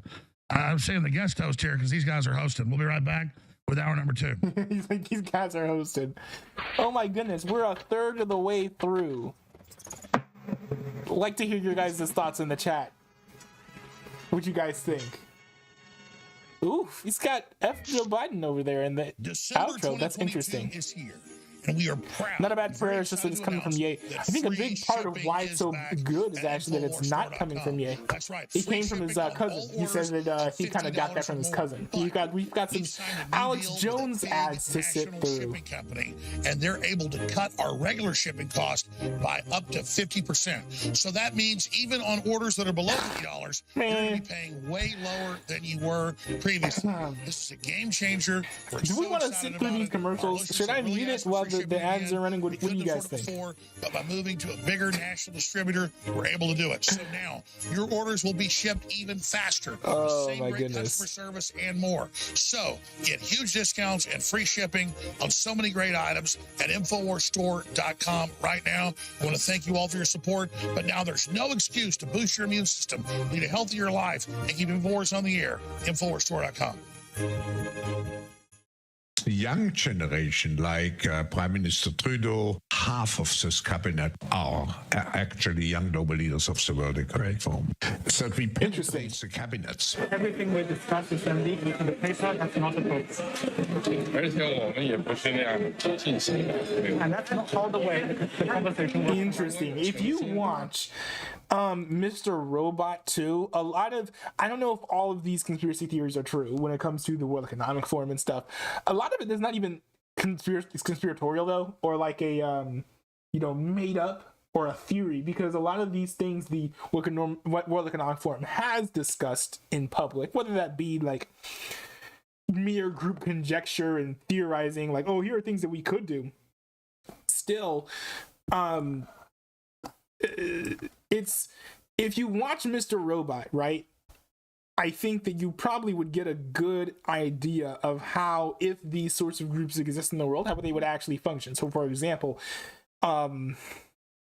if you think that something like the FBI is corrupt, you will see a lot more realistic of a depiction of how that would be done. If you think that a lot of global leaders are controlled by a specific group, you'll see a lot more realistic example of like how that's done versus, oh, the Jews are bad, like, which is a very simplistic and childish way to look at things.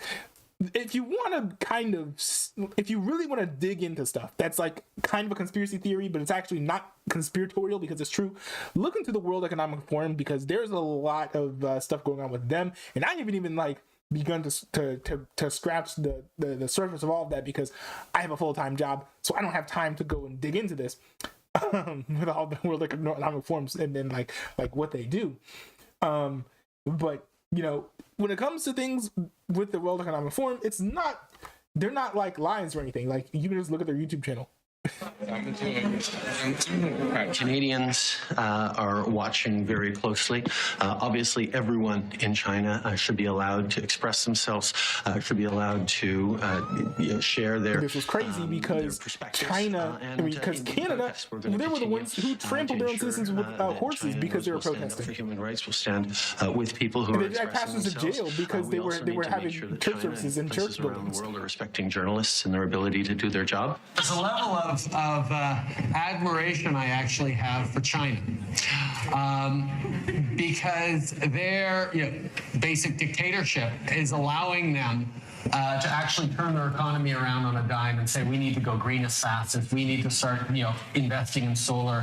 I mean, there is a flexibility that I know Stephen. Canada is on a fast track to being like China, although don't sleep on Australia though. That I find quite interesting. Regardless of the fact that we are attacking your fundamental rights or limiting your fundamental rights, and the Charter says that wrong, we're still going to go ahead and do with it. This is terrible. Fringe minority. I genuinely feel sorry for all the citizens of the world who are the citizens of Canada who are trapped in this place. It's awful. Do not represent the views of Canadians who have been there for each other, who know that following the science and stepping up to protect each other is the Watch best out, y'all. way You're going to see this man our freedoms, our rights, our values as a country. We are not intimidated. Said that people should be able to protest peacefully. Those peaceful protesters are in order the police to trample the citizens. Watch this. We won't give in. This is despicable. To those who fly racist flags. So for like people who are like big fans of mandates and all that stuff, this is from the government. Who engage in vandalism it leads to stuff like this. Or dishonor the memory of our veterans. So to those although I do agree, yes, people should be removed from roads, but needs to stop. The Emergencies Act will be used to strengthen and support law enforcement agencies. ISM said personally wouldn't mind living in Canada. I'm sure you wouldn't mind getting trampled over by a horse, though. Today, a bank Canada's or a other financial service provider will be able to immediately freeze or suspend an account without a court order. Justin Trudeau, I mean, I thought he was kind of a cool guy. And I started to read what he said. This is a couple of weeks ago. He was, or maybe this is September, but he was talking about people who are not vaccinated. He said they don't believe in science. They're often misogynistic, often racist. No, they're not. That was not smart of him at all. Right. He said, but they take up space. And with that, we have to make a choice in terms of a leader as a country. Do we tolerate these people? It's like, tolerate them. Now you do sound like Hitler. That's The Bill of Rights is a stumbling block on the way to shutting down speech that the left doesn't like, at least in government. But there's a new avenue for those who would like to censor what you say and think, and that's corporations. The left have wised up to this. If you want to stop someone from telling the truth, use companies to do it, the social media giants, and they are. For many on the left, the view seems to have become that if you can't beat them, prevent them from speaking. So far, the most prominent casualty of the crusade against free expression has been the radio show host Alex Jones. There is a concerted effort by the Democratic Party and multinational corporations and big tech to silence. I remember this. This was fire. This was fire. Guys on CNN that spend their whole day calling Facebook and saying, "Can you ban this person?" He may be America's best-known conspiracy theorist, but this week, Alex Jones's content will be a little harder to find. Shame on the mainstream corporate media for not defending the First Amendment, but instead attack dogging, calling for federal regulators to shut down independent free press, working with big tech. People know what's true. They can smell it. Infowars. it's a bad argument. But people should be allowed to like figure out what the truth is for themselves, rather than having to be picked for them by some rich CEO somewhere.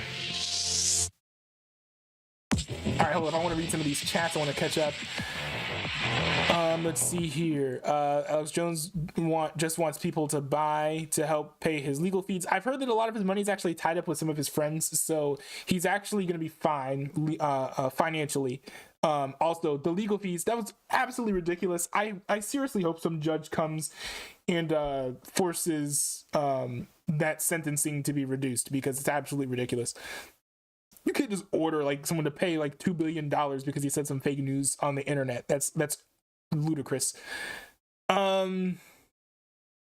Let's see.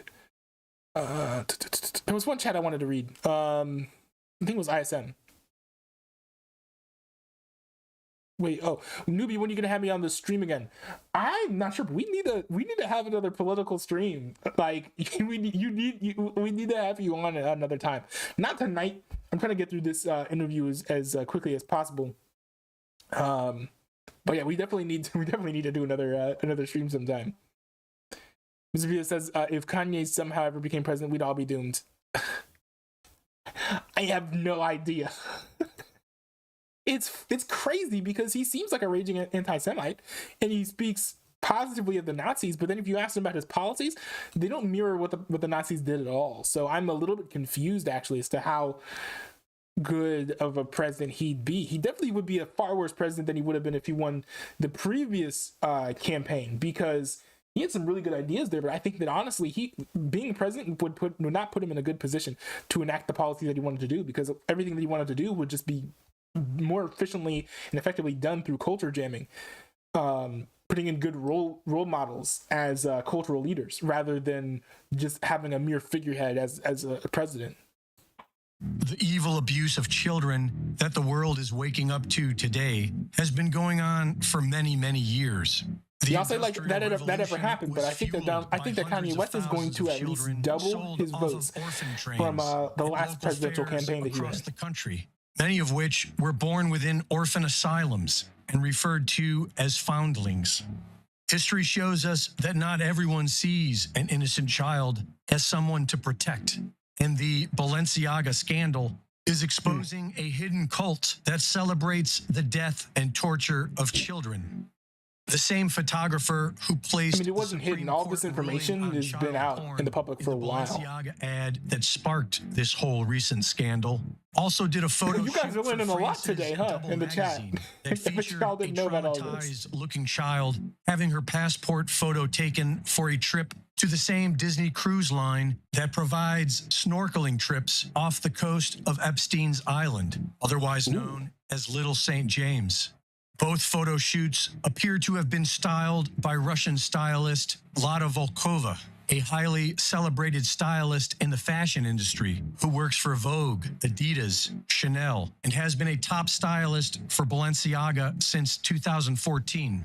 She has deleted her Instagram. I wonder if Kanye wanted to expose all these satanic people, but archived images but he just doesn't really know how to appreciation put his message child out. Abuse, images of violent pedophilia, child torture, child disembowelment, Satanism, and cannibalism. Many of these images are appreciated by her rich and famous designer friends, Gosha Rubchinsky and Marc Jacobs, both accused of peddling pedophilia in their own work. A recent video shows what appears to be fake babies sold in blood-spattered Balenciaga swag. What's in your bag? In the bag, like shuffle, maybe. What in the world? Can we do what's in your bag? Yeah, can we do what's in the bag, please? Should I hold it for you and you can take things out? The crazy thing about this is the vast majority of the responses that we're seeing here in these videos and stuff is not negative. Like then when she's gonna pee, I don't know. Then when she's boring, like this is crazy stuff. Yeah. And I know that Infowars does like to take a lot of things out of context, and they do lie about a lot of things, but this is real footage. These are real Instagram posts. This is all crazy. Recently glamorizing eating bugs, proudly releases her own Balenciaga ad on Instagram. Now, this doesn't mean that all of course. Now, here's kind of where they start getting off the rails, because I don't think that anyone who collaborates with Balenciaga is on the whole, killing, torturing and, doing terrible things to babies and children thing that this lady was on. So, I mean, yeah, they definitely... Infowars does tie some things together that definitely aren't there, but, I mean... all that stuff that is legit. Those are real pictures and videos. You can't poison the well just by saying, "Oh, it's an Infowars video." Like it's real stuff. Our faith in any single one of them, and by all appearances, this wasn't an accident. It seems to be another demoralizing psyop. The Balenciaga stuff just gets worse and worse. Check this out. The people that recruited all of the models for Balenciaga's runway show was a woman called Rachel Chandler, who has been on Jeffrey Epstein's island. She's even posted a was that Ollie person you guys wanted me to react to earlier? CCTV footage back in 2013 bragging about being on an island. This stuff's got me wondering if all high-end fashion brands are just fronts for human trafficking. So most of us know by now that Balenciaga got themselves and I'm glad, you know, I know, and I'm gonna plug this dude right now because, you know, it's nice. I think that, you know, I like the whole, you know, now Kanye didn't go, let's see here. Kanye didn't go about this the right way for sure. But I do like kind of in concept, and he's still not going to do this the right way. Well, actually, no, his, shoot, I don't, see, this whole line is, no, I can't pull it up, can I? Nah, I can't pull this up. Okay, never mind. I was gonna plug a friend who does like these like really fire, really limited edition like run clothes. Let me see if I can pull this up. No, is this it? He does these like this oh yeah, here we go. This dude does like limited run clothes. I don't know him super well. But he did go to my college. And the fits are like fire. This is like stuff that like should be generating hype that people aren't kind of hyped over, unfortunately, but the art and stuff is cool. And it's I think to a certain extent it certainly is high fashion. And you know, unfortunately, like you don't need like here we've got like this cool photo here, heavy as the hand that plays God, I think is a cool message there. Kind of, you know, you've got like the typical skull with horns that people like to show off as like being like edgy and cool, but the whole message is, no, this is dark and gonna have like consequences if you align yourself with demonic forces. Like, and by the way, this hat, I've had this for years, so it's kind of faded now, so you can't really see, but this is from an old Citizen Culture collection that he made. Like you like to have high fashion. High fashion is like most high fashion stuff. First of all, is ugly. Second of all, you can make high fashion yourself. You probably know people who are making high fashion or have the capacity to make high fashion. So this whole trap of, oh, I'm gonna go get high fashion stuff because high fashion stuff is cool. No, high fashion is pretty bad because apparently a lot of people who are running the high fashion companies are really into like all of this like torturing of people, you know, hating and endangering children, bad political policies, which, you know, my personal opinion, but also a lot of this stuff is made with child labor and then sold at a huge markup, which is a whole nother thing that we should that we could get into if we had the time, but we don't. BDSM bears photographed with children. The same style bears were featured in one of their last runway shows, which was held in a mud pit, as if the brand weren't disgusting enough. But who opened for the show? That's interesting. Yeah, Kanye West was pretty That's close really with Balenciaga before they got canceled for that last photo shoot. Kanye's been all over the place for years. Everybody knows that. I'm sure he's been through a lot. I feel for him, but let's keep our eyes open, yeah? It's a very small club, and yet the majority of us still seem to obsess over them like royalty, which begs the question. Is he gonna confront Ye over his connection to Balenciaga? Because he should. What are we going to do about his this mask evil? that he's wearing in the show, I think I mentioned earlier, was made by Balenciaga.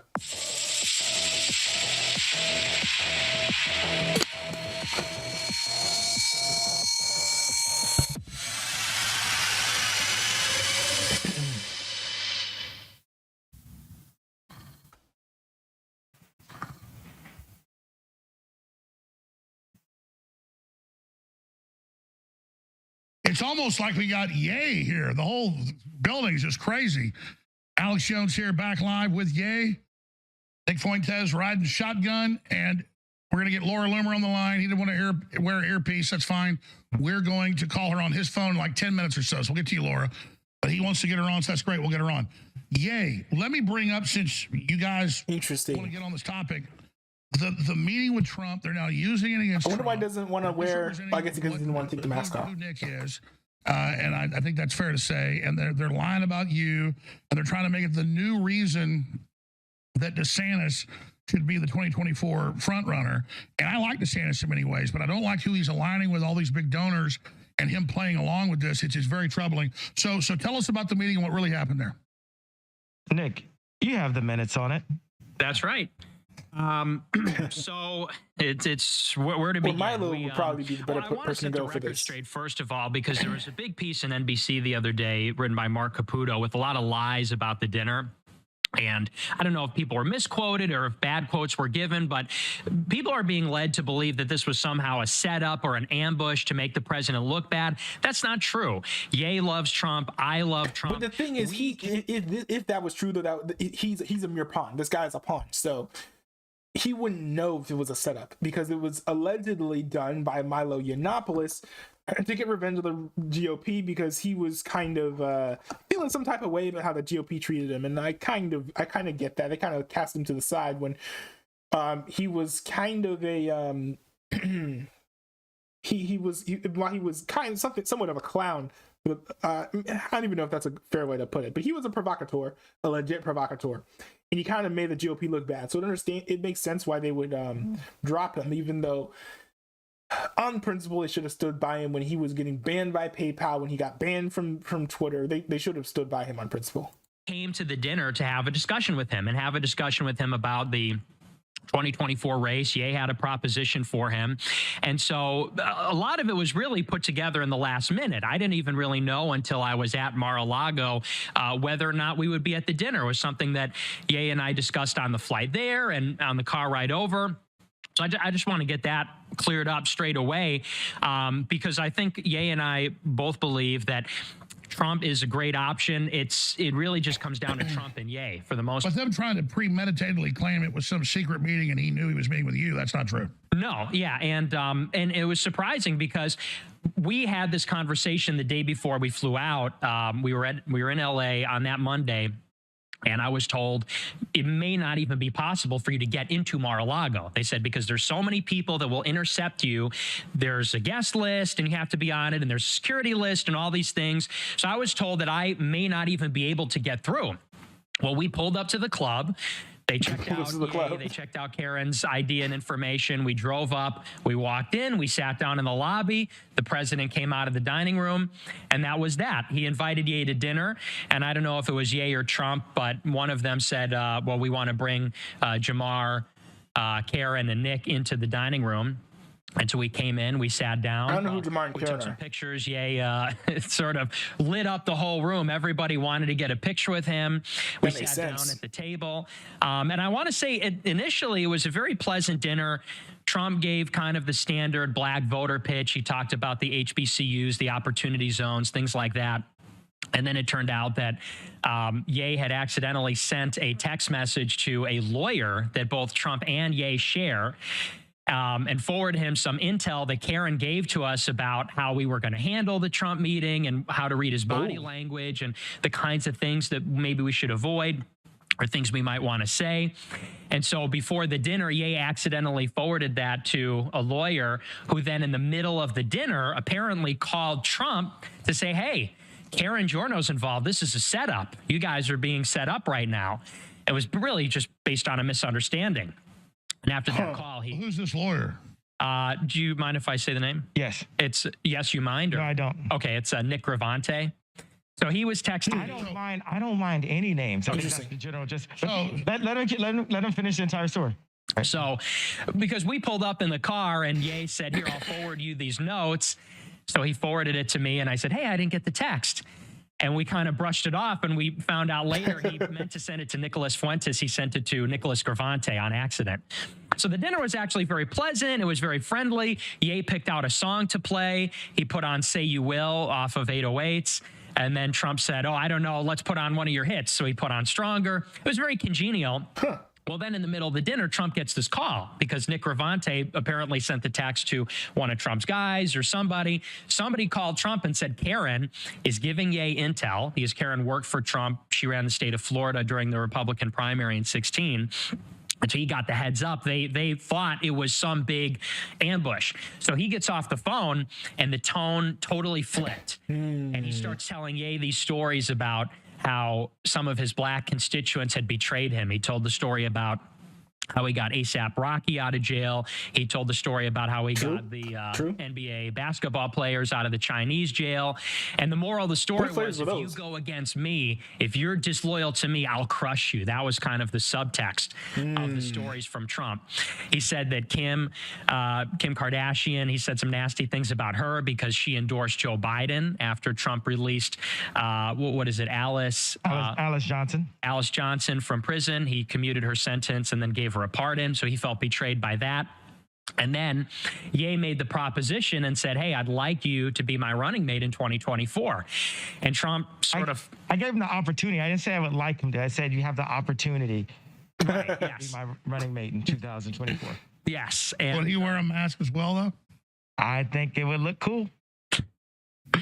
I do think it looks cool. So he sat back and folded his arms and he kind of smirked and he sort of dismissed it. But then he got a little bit heated and he said, you can't win. You'll never win. Don't run. You can win at a lot of things, but you can't win at this. And then he turned to me and Karen and said, you guys are smart. I know you work for him, but don't lie to him. Tell him he can't win. And, you know, I love Trump and I love Ye. And so I'm looking at Trump and I'm looking at Ye and I'm looking at Trump and Ye. He's telling me. Nick, they say you're a white supremacist. Are you a white supremacist? No, not at all. Well, spend some time on that. He doesn't believe he is a white supremacist. He doesn't believe he's a white supremacist because he's a separatist. So in his mind, and this is actually true of a certain brand of white supremacy. There's a certain type of white supremacist who thinks that whites should just go wipe everyone out and rule the world. He's not one of those types of white supremacists, but he's the type of white supremacist who believes that the different ethnicities cannot coexist peacefully long term. So they should all have their own places. You have your white nation, you have your black nation, you have your Asian nation, you have all these like different nations, and then they'll all be able to live in harmony because their skin color's the same. I don't know. That's the camp where he's in. So he's like a separatist. I describe them as white supremacist separatists versus the other kind, the former, which I just refer to as just typical white supremacists because you don't need to explain it any further. And he does also believe in the whole IQ stuff. Ruslan, hold up. I'm actually going to drop the link into the Discord to this. Ruslan broke down Nick Fuentes' full anti-Semitic beliefs really well. He's one of my favorite YouTube content creators. He's actually a Christian. So, yeah, it's a great video. Christian perspective. Go check it out. I'm going to go look that up and I'm going to throw that into the chat. I'm a Catholic. I'm Christian, and so I believe that we. I know that sounds white supremacist right there, but it's an act. Go ahead. Yeah. Well, I believe that we're all children of God, and so I think that black, white, red, brown, whatever, we're all siblings in a certain sense because we're created by God. I do though believe that there are races. There are black people. There are white people. There are Hispanics. And these differences mean something to people. They mean things to each other. That doesn't mean that we can't get along. That doesn't mean. But the left's saying it's bad to even have a culture. They're saying none of us can say I'm this or I'm that. Right. They want to melt us all down. And by the way, culture is not completely synonymous with ethnicity, by the way. They want a global government. They want to globalize the economy through free trade. With no culture. Exactly. And the population through immigration. And they want to make it so that in 50, 100 years, there are no distinct nations. There's no distinct peoples. So nobody can stand up to them. Right. Just a slave class, undifferentiated. That's what they want. This is the future president you're talking to right now. Is Nick your running mate? He's not old enough. That's crazy. I do wonder if Nick Fuentes would run for president. I don't think he'd ever win, but I think he could be one of the guys who is the third place in the GOP nomination. I think it's possible, depending on how edgy the right-wing GOP becomes, which I don't think we're getting there, not nearly as fast as in order for it to happen when Nick Fuentes is alive, but it'd be interesting to see. Yeah, Nick, how old are you? I'm 24. Maybe in a few cycles. And Trump loved Nick. He looked at me and said, where did you find this kid? He had no idea until, what's the guy that wrote the speech that you didn't like? Jason Miller. Jason Miller lied afterwards, after they found out who you were. And what did Jason say in the press to start off? Because it started to be like a series of lie after lie after lie and fake. It wasn't a tweet. It was a truth social after truth social after truth social. So give them the rundown on that. Yeah, so initially, we didn't publish anything about the dinner. It was rumored that Ye went to dinner with Trump. Then it was rumored that I was at the dinner because I walked through the airport in Miami. Then there was a statement from Jason Miller, who spoke as a representative for Trump, and he said, well, Nick Fuentes was not at the dinner. And it was only at that point, which was a lie, it was only at that point when we began to respond. And Ye said, he can't say that. Nick was at the dinner. That was a lie. But I mean, I actually like the speeches that Jason Miller wrote. He was just scared. Who was scared? Trump? Jason Miller's. It was a setup, but Jason Miller sucks. I hate. Oh, this is a setup. I hate that people forget how he canceled himself live on air during a Tim Past IRL show where he basically revealed Getter to be a honeypot for right wingers. And if anything comes from this, like the best thing that could come from this is I'm the president of the United States in 2024. The worst thing that could come from this is our leaders are held to Christian values, not Zionist values. Now, let's talk about the difference of Trump's truth socials. Yeah. So he put out 3 successive posts. There's 3 responses from Trump on Truth Social, and they just get more sort of erratic as the pressure grows. You know, the first one, he says, it was a very uneventful dinner. I did meet with Ye. The next post was, I don't know who Nick Fuentes was, and it was totally uneventful. The third one, he says, Ye, a very troubled man who happens to be black, came for badly needed advice. And so it just kept getting more and more sort of angry and erratic. And I think what Ye's getting at, I don't want to put words in his mouth, but Trump is surrounded by handlers. He's surrounded by people like Jared Kushner and Jason Miller. He's got 3 campaign managers. Jared Kushner bailed because Ye is surrounded by handlers. Nick Fuentes is one of his handlers. Milo Yiannopoulos is his handler. You can't, you can't be like, oh, well, he's got handlers. So do you, Ye. You got handlers too. What did Jared do when Trump was in office? He got the Abraham Accords. Jared Kushner with his best friend Bibi Netanyahu at 666 Fifth Avenue. They brokered the Abraham Accords, which opened up investment from the Gulf states into Israel. What did Netanyahu have to say about it exactly? Netanyahu loves it, of course, because this. But let's expand on that. Jared, you hear the crew laughing. Okay. No, keep going. My point is that it's fair, though, for Trump that it is a political attack to claim that he endorses or represents even the views they claim you hold that you don't hold. So clearly, you can see how the media is using you guys as an attack on Trump. They're using us to try to put this guy we've never heard of, DeSantis, in office. How's he never heard of DeSantis? DeSantis is going to play by the book.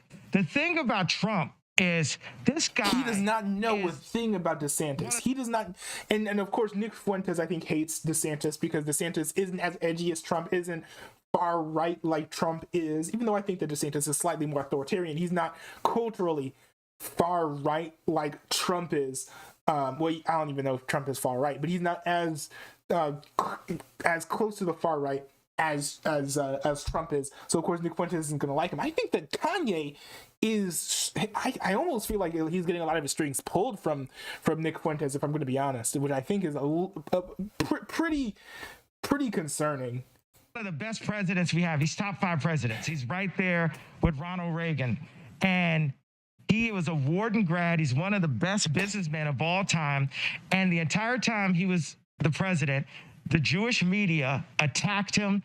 They were mad because he was actually working for the country. And now they're doing everything, including this meeting, to try to say he's not allowed to meet with. This is Infowars. Who are you to say who the president can meet with? Netanyahu? Like, I don't believe in the whole like, oh, the Jews let him speak. Like that's. I don't think that's accurate. You can't make me angry, but if I was another version of Ye, the Kanye West that you guys know, I would be angry at Netan for even speaking on one of the best presidents, one of our best presidents of all times. Shut the bless up, Netan. This is from Ye. Now you know who I am. Do you know who I am now, Netanyahu? You know who I am now, Jared Kushner? You know who I am, Josh Kushner? Let me tell you something about Softy Josh, right? Softy Josh? Marshmallow Josh was at a dinner. I'm at Jared's house, Jared and Ivanka's house. And I didn't realize at the dinner that Josh Kushner had 10% of Skims, which was my ex-wife clothing line, which I have 5% of. And it's one of the reasons why even after the attack where Ari Emanuel had all of my deals destroyed, I was still worth $400 million, right? And still had $250 million of cash available, right? So, Josh, I say, what do you think about Jared working for me in 2024? And Josh looks at Jared and says, well, you said ski mask guy? Hold on. What?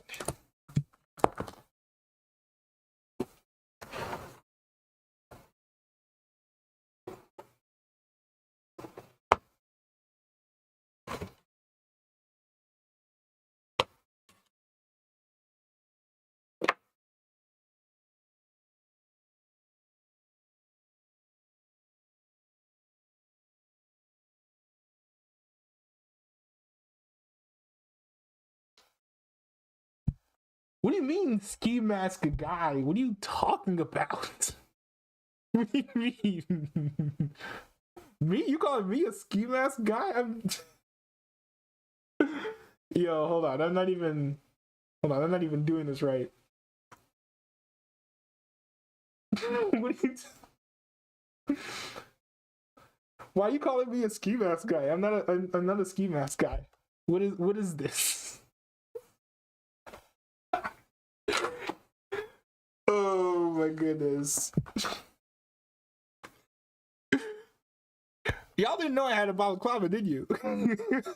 I actually got it for a day at my old college where there was like -40-degree wind chills, but story for a different that's a story for a different day. I would kill him.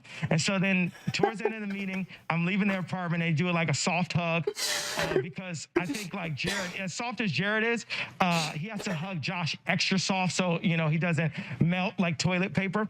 And what I realized afterwards that Josh had 10% of a line that I only had 5%, double, where I, you know, Skims is an extension of Yeezy. It's an extension of my brand. Literally, I put the creative director from Yeezy at Skims because at first Skims was a lingerie line. And then it was Kris Jenner's idea to make it a shapewear line. And I said, I have the perfect person. Let's take these elements of Yeezy and let's put this here. And then Josh goes in and puts $150 million from some investment firm to then control something that my ex-wife was making for our children. No, I get it. So you're at this meeting and literally realizing, oh my God, I own this and ran this. This guy's double what I get.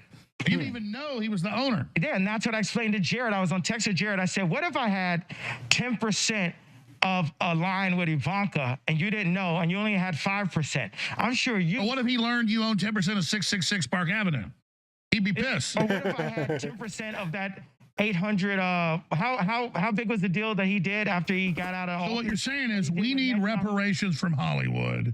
We need the Hollywood elite that have almost all the money. They need reparations to America. Wait, I want to talk about how Jared did that first deal. You hear what I'm saying? With Netton. All right, go ahead. Yeah, he got billions. And this is something that was covered in the Wall Street Journal. Jared Kushner brokered the Abraham Accords with Netanyahu. And before Trump was even out of office, they were arranging for how Kushner could take a massive fee from... Okay, but separate from Kushner getting money, I don't like Kushner. He glows in the dark. He's creepy as hell. I mean, that's a good piece. By the way, for people...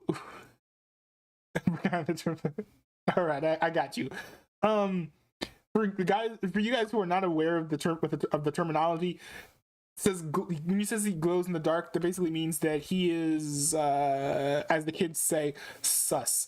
In most terms of the phrase, it means that you are a Fed.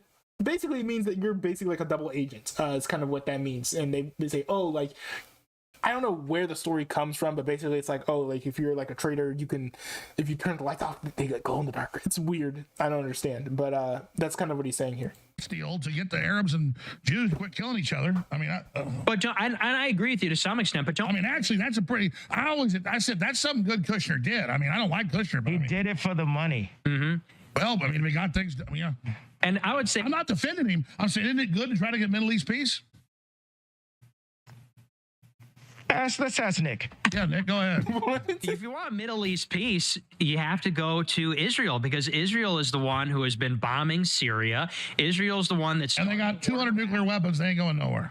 Exactly. And that's why they killed JFK and RFK, was because of they were trying to get their WMD program off the ground. Operation Apollo. It was Jack Kennedy that wanted IAEA inspectors looking into it. No, and that is probably one of the main... That's one of the reasons Kennedy got killed. That was what we need to say right now, and we're going to bring Ali on in a second, is both my parents were educators, right?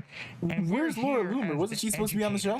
That's what's in our heart. When we get the information, we put ourselves at risk to give you the information. There's a lot of teachers, incredibly intelligent people that have been canceled and kicked out of universities for not playing along with the system. So that's true. I mean, Jordan Peterson came very close to being kicked out. Like we're trying to get media. We're using our position, putting our finances, putting our personal well-being at risk to say the truth out loud. And I was on the plane with Nick and I said, it feels like we're in Vietnam in the middle of the war with our backs to the wall, holding our guns and saying, Nick, how did you get here? Yay, how did you get here? He wouldn't romanticize Vietnam if he knew how it ended. And say, this is Infowars, right? So you got some info warriors on both sides of you, and you fought for us. You've been fighting this battle for a long time, Alex, and we just got to salute you as a Christian and as American, because you paved the way to make braver soldiers like us today. It's like Terminator Part 10 happening right now. Wow. All right. We got to go to break. We're going to get Laura Loomer on. We're going to get Ali Alexander and Manny come on. Just the smartest guys I know in politics. And we're going to just continue. Owen Schroyer is going to come on. We're going to continue on as long as you guys want to go. Owen Schroyer is going to come on. And stuff too, and get Ye to eat something or whatever. Me and Nick got something he hasn't eaten yet, and I stay fasting. I try. He won't eat. I'm trying to get him to eat. So I'm like Italian, manja. So we're gonna. I gotta watch my accounts because they've been frozen by the Jewish banks. So I need to watch my meals. Well, CNN says white people are evil Nazis. So. I mean, I disagree with both statements, but I get the pros. I don't like the word evil next to Nazis. I think we need to look at. Oh my goodness!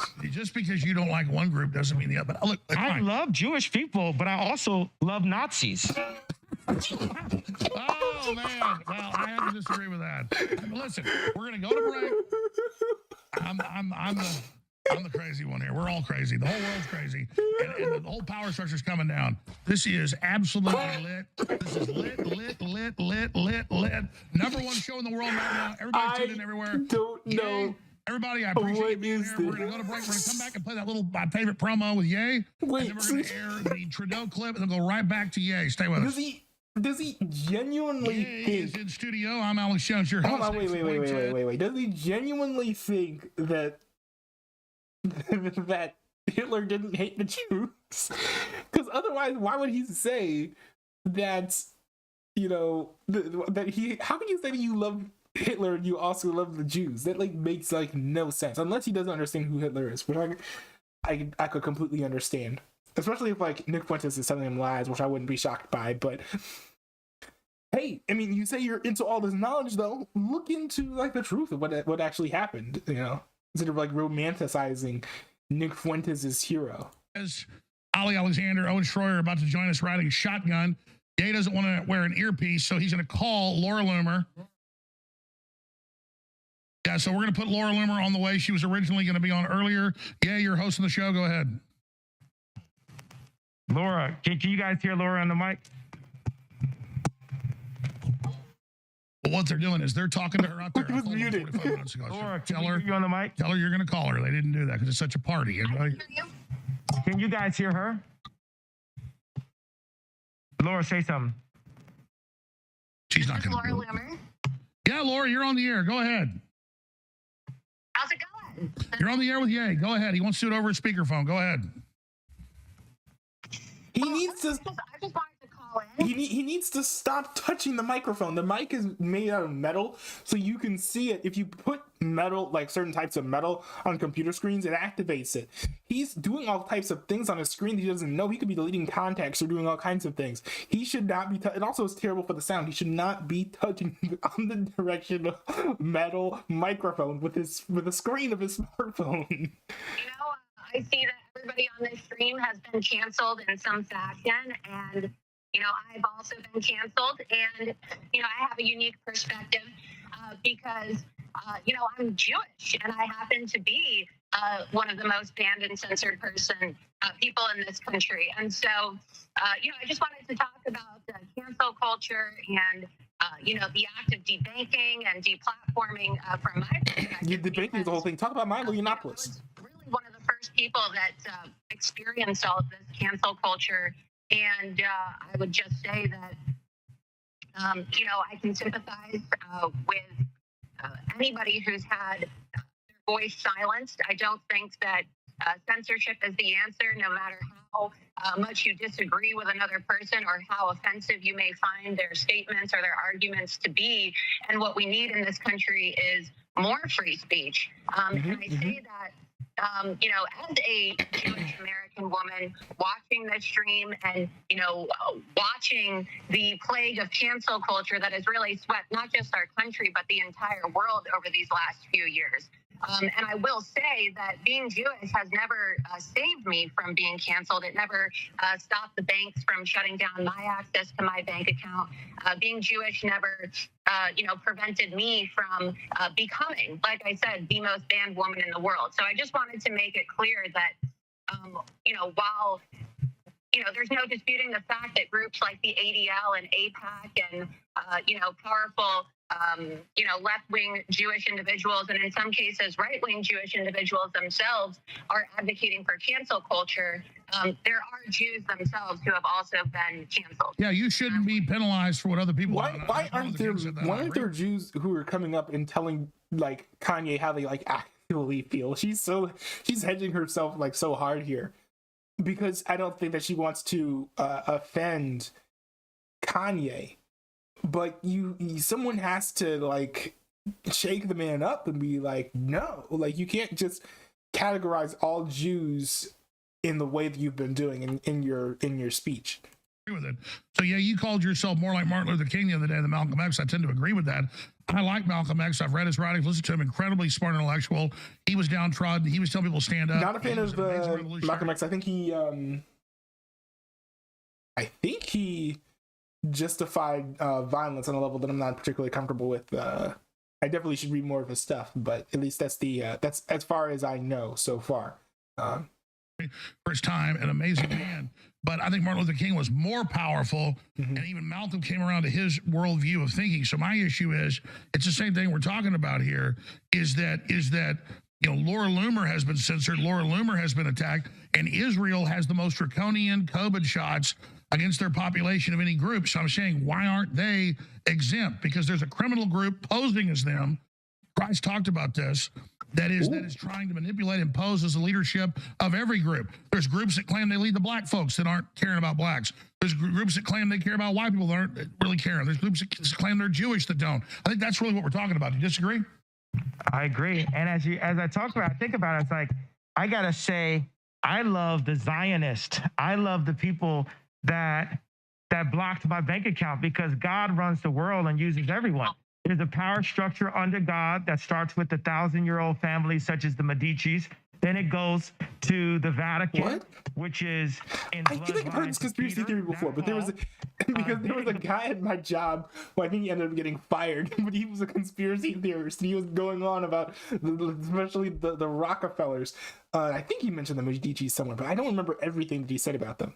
Goes to the financial groups, BlackRock, Vanguard, and then to the governments, where we can go into Putin territory. And then it goes to Hollywood, the Rahm Emanuel. That is the first smokescreen to get past. And we're just breaking down those smoke screens. Hey, Ari, how you doing, Ari? Well, I want to jump in really quick, and I will say... Yeah, Laura, you're on the air. See, this is why you can't touch the... The blacklisting of, people like Ye, people like Alex Jones, people turn off like your screen. Fuentes, people like myself. Because if you turn off your screen, nothing's going to happen, really. You should understand, we're living in a dangerous time now where people are being shut down and having their money frozen. Okay, imagine not being able to access your bank account because somebody in a boardroom decides that they don't agree with what you're saying. And so, for people who are critical, of Jay, Nick, Alex, myself, or whoever, right?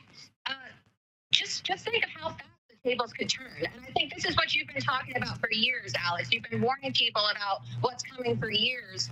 And now people want to act like, oh, well, how did we get to this point? Censorship is the reason why we've got to this point. Yeah, that's true. Okay, so, these things wouldn't be happening if people weren't being censored. Well, sure, Laura, can I ask you this question? Because, you're a smart, successful, pro-America Jewish lady that is an American that lives in Florida. From my experience studying what goes on in politics, aren't Jews like everybody else, like left-wing, right-wing, and different factions fighting with each other and everybody else, like any other group? I mean, I understand there's powerful groups in Hollywood and all these mafias, but it's like we don't blame Italians for the Italian mafia. And when I criticize the Jewish mafia, which is one of the most powerful in the world, which I don't like, I don't dislike because they happen to be Jewish, I happen because they're a mafia. That's really how I think we destigmatize it, just say no to the mafia that is the ADL in Hollywood. Or do you disagree with that or agree? Or you want to say something? Look, there's factions within any group, right?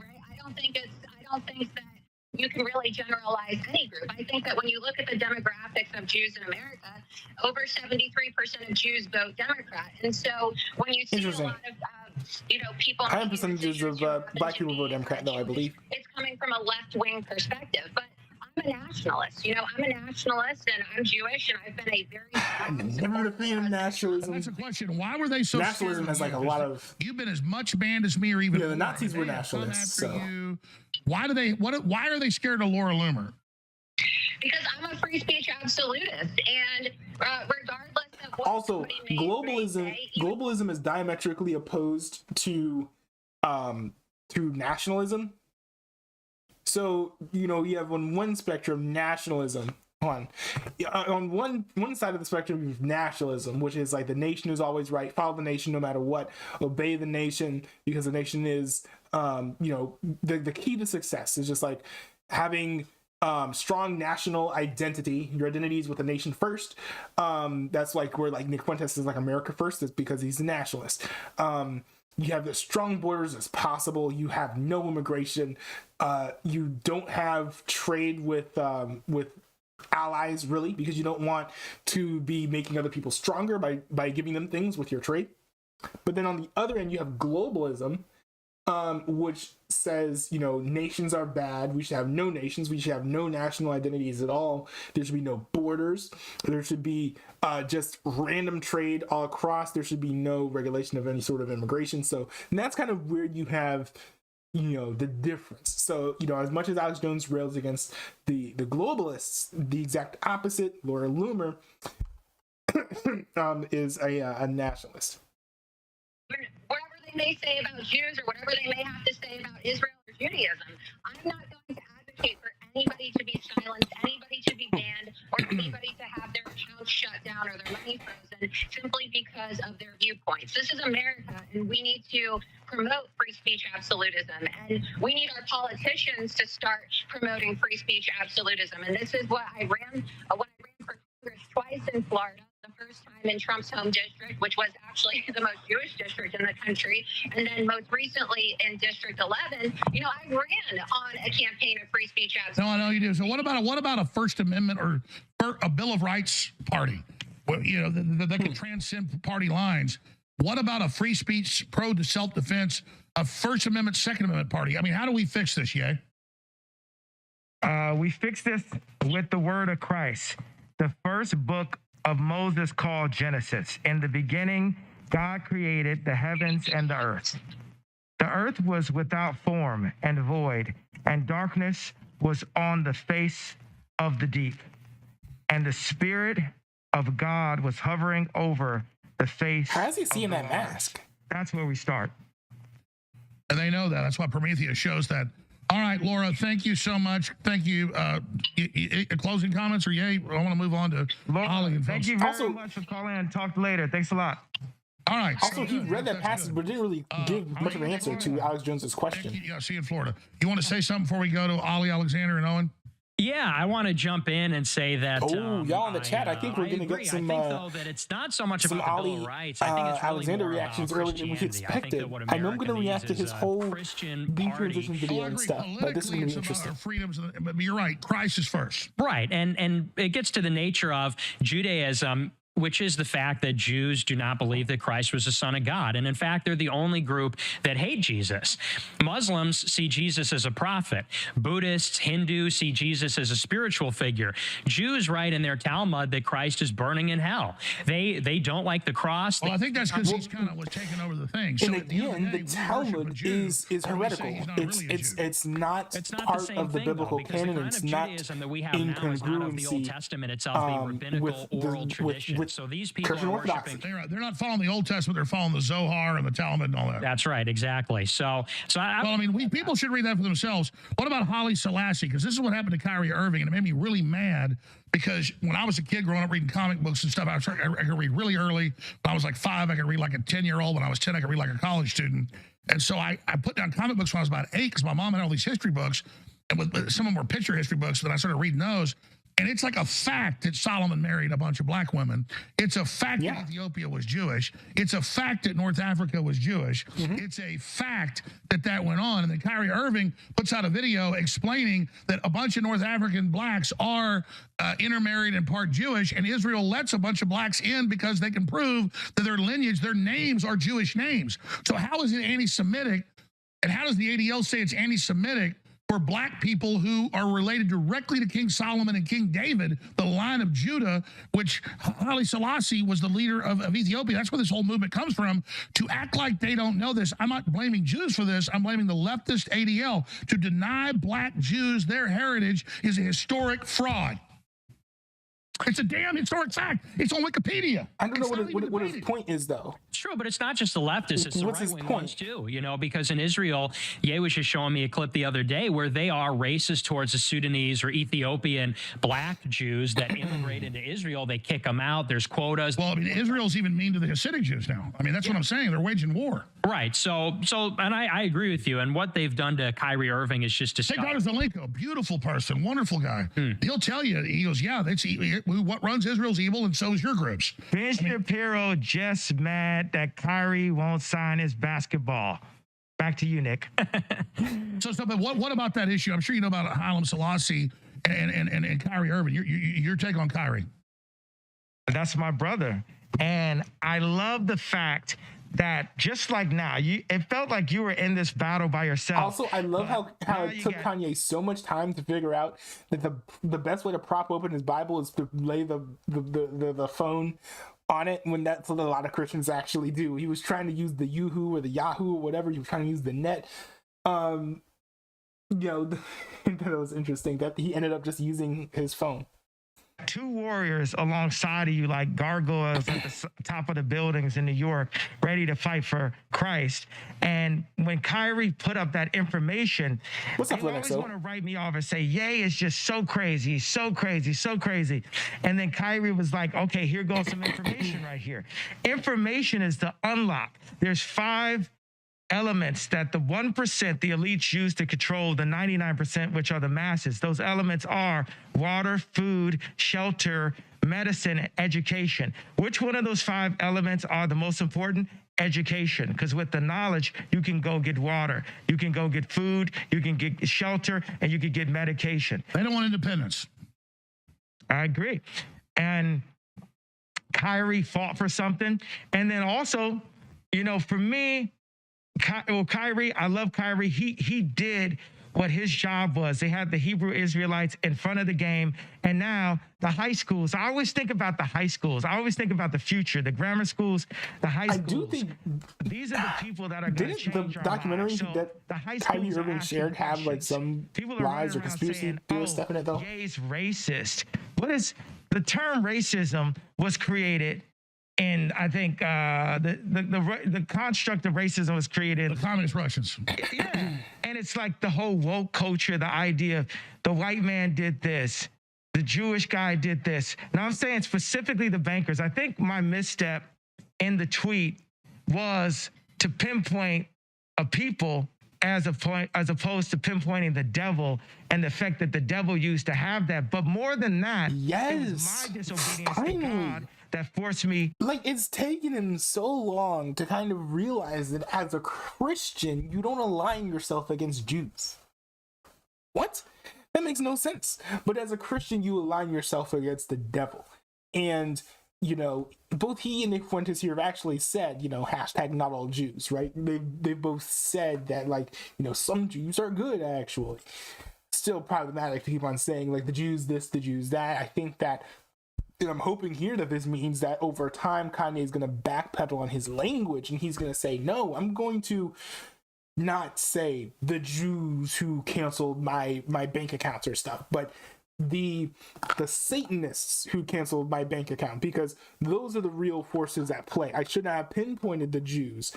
He actually said here, he basically said I shouldn't have said the Jews. I should have said the Satanists. That's essentially what he's saying here. I hope that he's moving more towards that and away from the anti-Semitism, because I think that'll be very helpful, good, beneficial, and I think a lot more helpful for his audience to understand exactly what he's saying and what he means by his language. Into the whale's stomach as I am right now. But it's only my obedience to God that's going to bring me out of the whale's stomach. Well, let's elaborate. You're not walking back what you said. You are clarifying it, which is key. It's evil in the hearts of men and women that's a problem. And so you're not walking it back. You're clarifying. This is big. Let's clarify. Satan, the angel, God's, one of his favorite angels, one of the most powerful angels. The most powerful. Yeah. Satan, that's what I like. The most powerful angel, Satan. And he brought angels with him when he left heaven, right? How many angels did Satan bring with him? 33% of them. So he brought billions of angels with him. So angels, Satan has 33% of God's warriors with him working for Satan.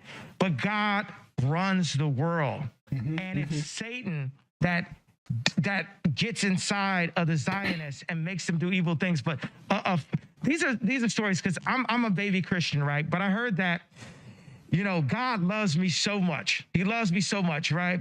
Then I go to Drink Champs and I'm drinking. And the Bible says, king don't drink, right? I know it's not Milo. I know I'm not saying it in correct, perfect English. But the Bible says, king don't drink. And I'm drinking and I'm smoking and I'm using my ego, because I'm tired of these like fed. You're like, I'm lit. Let me say, I'm tired of these. This is interesting. This is good. So he's kind of like publicly actually repenting of getting drunk on Drink Champs, which is honestly a very welcome surprise and show of maturity from the guy. Fed celebrities trying to pick on me, thinking that they gangster. We not in high school, Meek Mills. We not in high school, Puff Daddy. And everyone thinks that they're so much more gangster, like they got me in some way. Ain't none of y'all more gangster than God, and God got me. You know what I'm saying? And I'm saying that. Oh, no. Everybody pose and acting tough. It's nothing. If you talk about rebel black sheep, I mean, you're definitely it, buddy. Yeah, y'all not tough to me. But I'm drinking, and then I start saying stuff that doesn't please God, right? It wasn't the Zionists. It wasn't the banks. It's God set me back. But the fact that I still had 400 million and Forbes couldn't get around it, it showed God loves me, but he had to set me back a little. Well, it's a Jobian proverb. You're going through a Jobian trial. Yeah, because since I lost my wife, right? Since I lost my family and I was no longer the priest right in the middle of that home, and I didn't have the say-so over the content that my kids watch and what they wore and where they went to school and how we went to church and what they ate, I was frustrated, and I let the devil come and get me. I let the devil pull me in. Next thing you know, I'm at New Year's Eve parties having threesomes. I'm like, God was so mad at me. He said, I empowered you. I gave you every skill set. You're like Moses. This is great. This is great because it's good to see that Kanye hasn't like completely turned his back on God, and he's admitting like, yo, God's trying to like rein me in. He's kind of punishing me for some sinful things that I've done, and I've let myself be tempted in these specific ways, and I need to put myself in check for it. You know, you might stutter, you might not be the best communicator, but you're a leader, yay, and you're down there. You're not representing me. You're drinking, you're having sex, and you know what? And God, he waited on me. He let me go, 8 months into the year. But it wasn't until I bragged about serving Satan with the actions that God said, I got to set you back now and set you straight. And then, so we're moving my school, we're moving the Donda Theology Engineering University into a church. And we were there talking with the pastor, and then a homeless gentleman came in and was talking to us. And I said, is this a plant?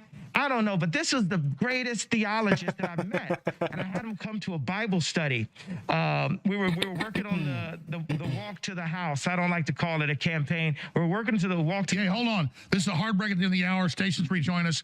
I skipped the other break. We got to have this. We're back in 2 minutes. We got to do this hard break. And I asked, do you want to put a website out where people can actually hear what you have to say? Or? I want you to remind me what I'm saying so I can give this explanation. No, you told me on the phone the story. I need to tell the people, though. No, you will. I'm going to remember. It's the amazing homeless guy comes in. Yeah. And he gives you this incredible word. All right. I don't care about the website. I care about Jesus Christ and people knowing that. I get it. But they also got to know where to actually find what you're actually saying. The only place to find it is in the Bible. My website is the Bible.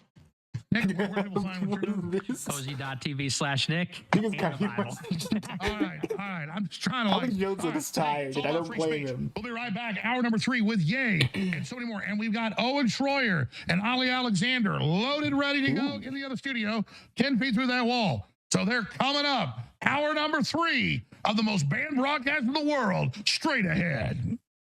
Interesting. I think the Kanye West's website is just KanyeWest.com, right? And his Twitter's at Kanye West. Thanksgiving 2022 is here. We've got the biggest sale of the year going right now. Now the good Alex Jones should have that information on hand. But I know it's customary in broadcasting to let your guests, announce your location, announce like where they can be found online themselves rather than say it yourself. So now is the time to take action to support the Infowars. I mean, Kanye West doesn't understand how most guest opportunities work. It's not like you just go up there and can say whatever you want.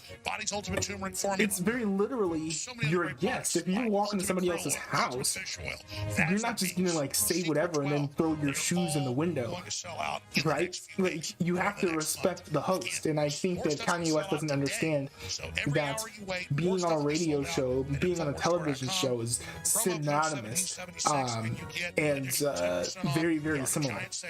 At InfoWarsStore.com. Thank you so much for your support. God bless. All you have to do is check out what I'm saying, and that's why they run the fake headline against myself and Tucker Carlson everywhere. Tucker Carlson like Alex Jones. I mean, there's admits he's an actor. You'd be surprised at how many things that they say are similar. Take me seriously. Where do we say that? We never said that. They just say we said that. But where's the clip? Where's the article? Where do we say that? Doesn't exist. Also, Jones is playing a character and is a performance artist. Jones is playing a character on his radio show. The radio rants of Alex Jones are just an act. He's actually a performance artist. He's a performance artist. His lawyer actually said Alex that, though. Jones is a fake. They're lying to you because they think you're stupid. And it's all based on the custody battle with my ex-wife 5 years ago. And she was trying to put into evidence me dressed up more than a decade before like the Joker, being sarcastic, saying, take your Prozac, kids, take your illegal drugs too.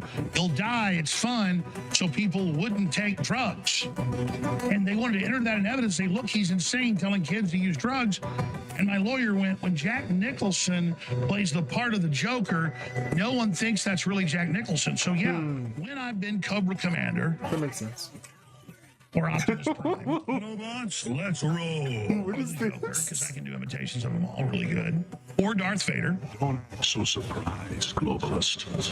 You didn't think you could silence the American people, did you? Do I really think I'm Darth Vader? No. Do I think I'm Optimus Prime? Commander, the Joker? No. Clearly, no reasonable person would think when I'm doing satire that what I'm saying is what I really think. No one believes the Babylon Bee. It's not trying to lie to you. It's being sarcastic. Exactly. Exactly. Doll today. It's required by the CDC. But they play those games. And that's why I don't joke around as much as I used to. Even though I tell people, okay, this is a joke, this isn't serious, they clip it out and they say, no. This looks kind of fun. It looks like it should be a lot more fun than it is now. When I leave work, I do this. That man's a threat to this country. And they go, look, he admitted in court he's an actor. Well, yeah, I was an actor in Scanner Darkly. I was an actor in Waking Life. I was an actor when I was Cobra Commander. But it doesn't mean that Alex Jones, the talk show host, up here reading news articles to you isn't a real thing and isn't something I'm actually saying. And you know that. You're insulted right now. I'm even explaining that to you. And so am I. But that's who these people are. You don't know the power of the dark side. Am I really Darth Vader? I think Alex Jones seems really talented. He's smart. He's funny as hell. He's truly funny. I'm kind of retarded.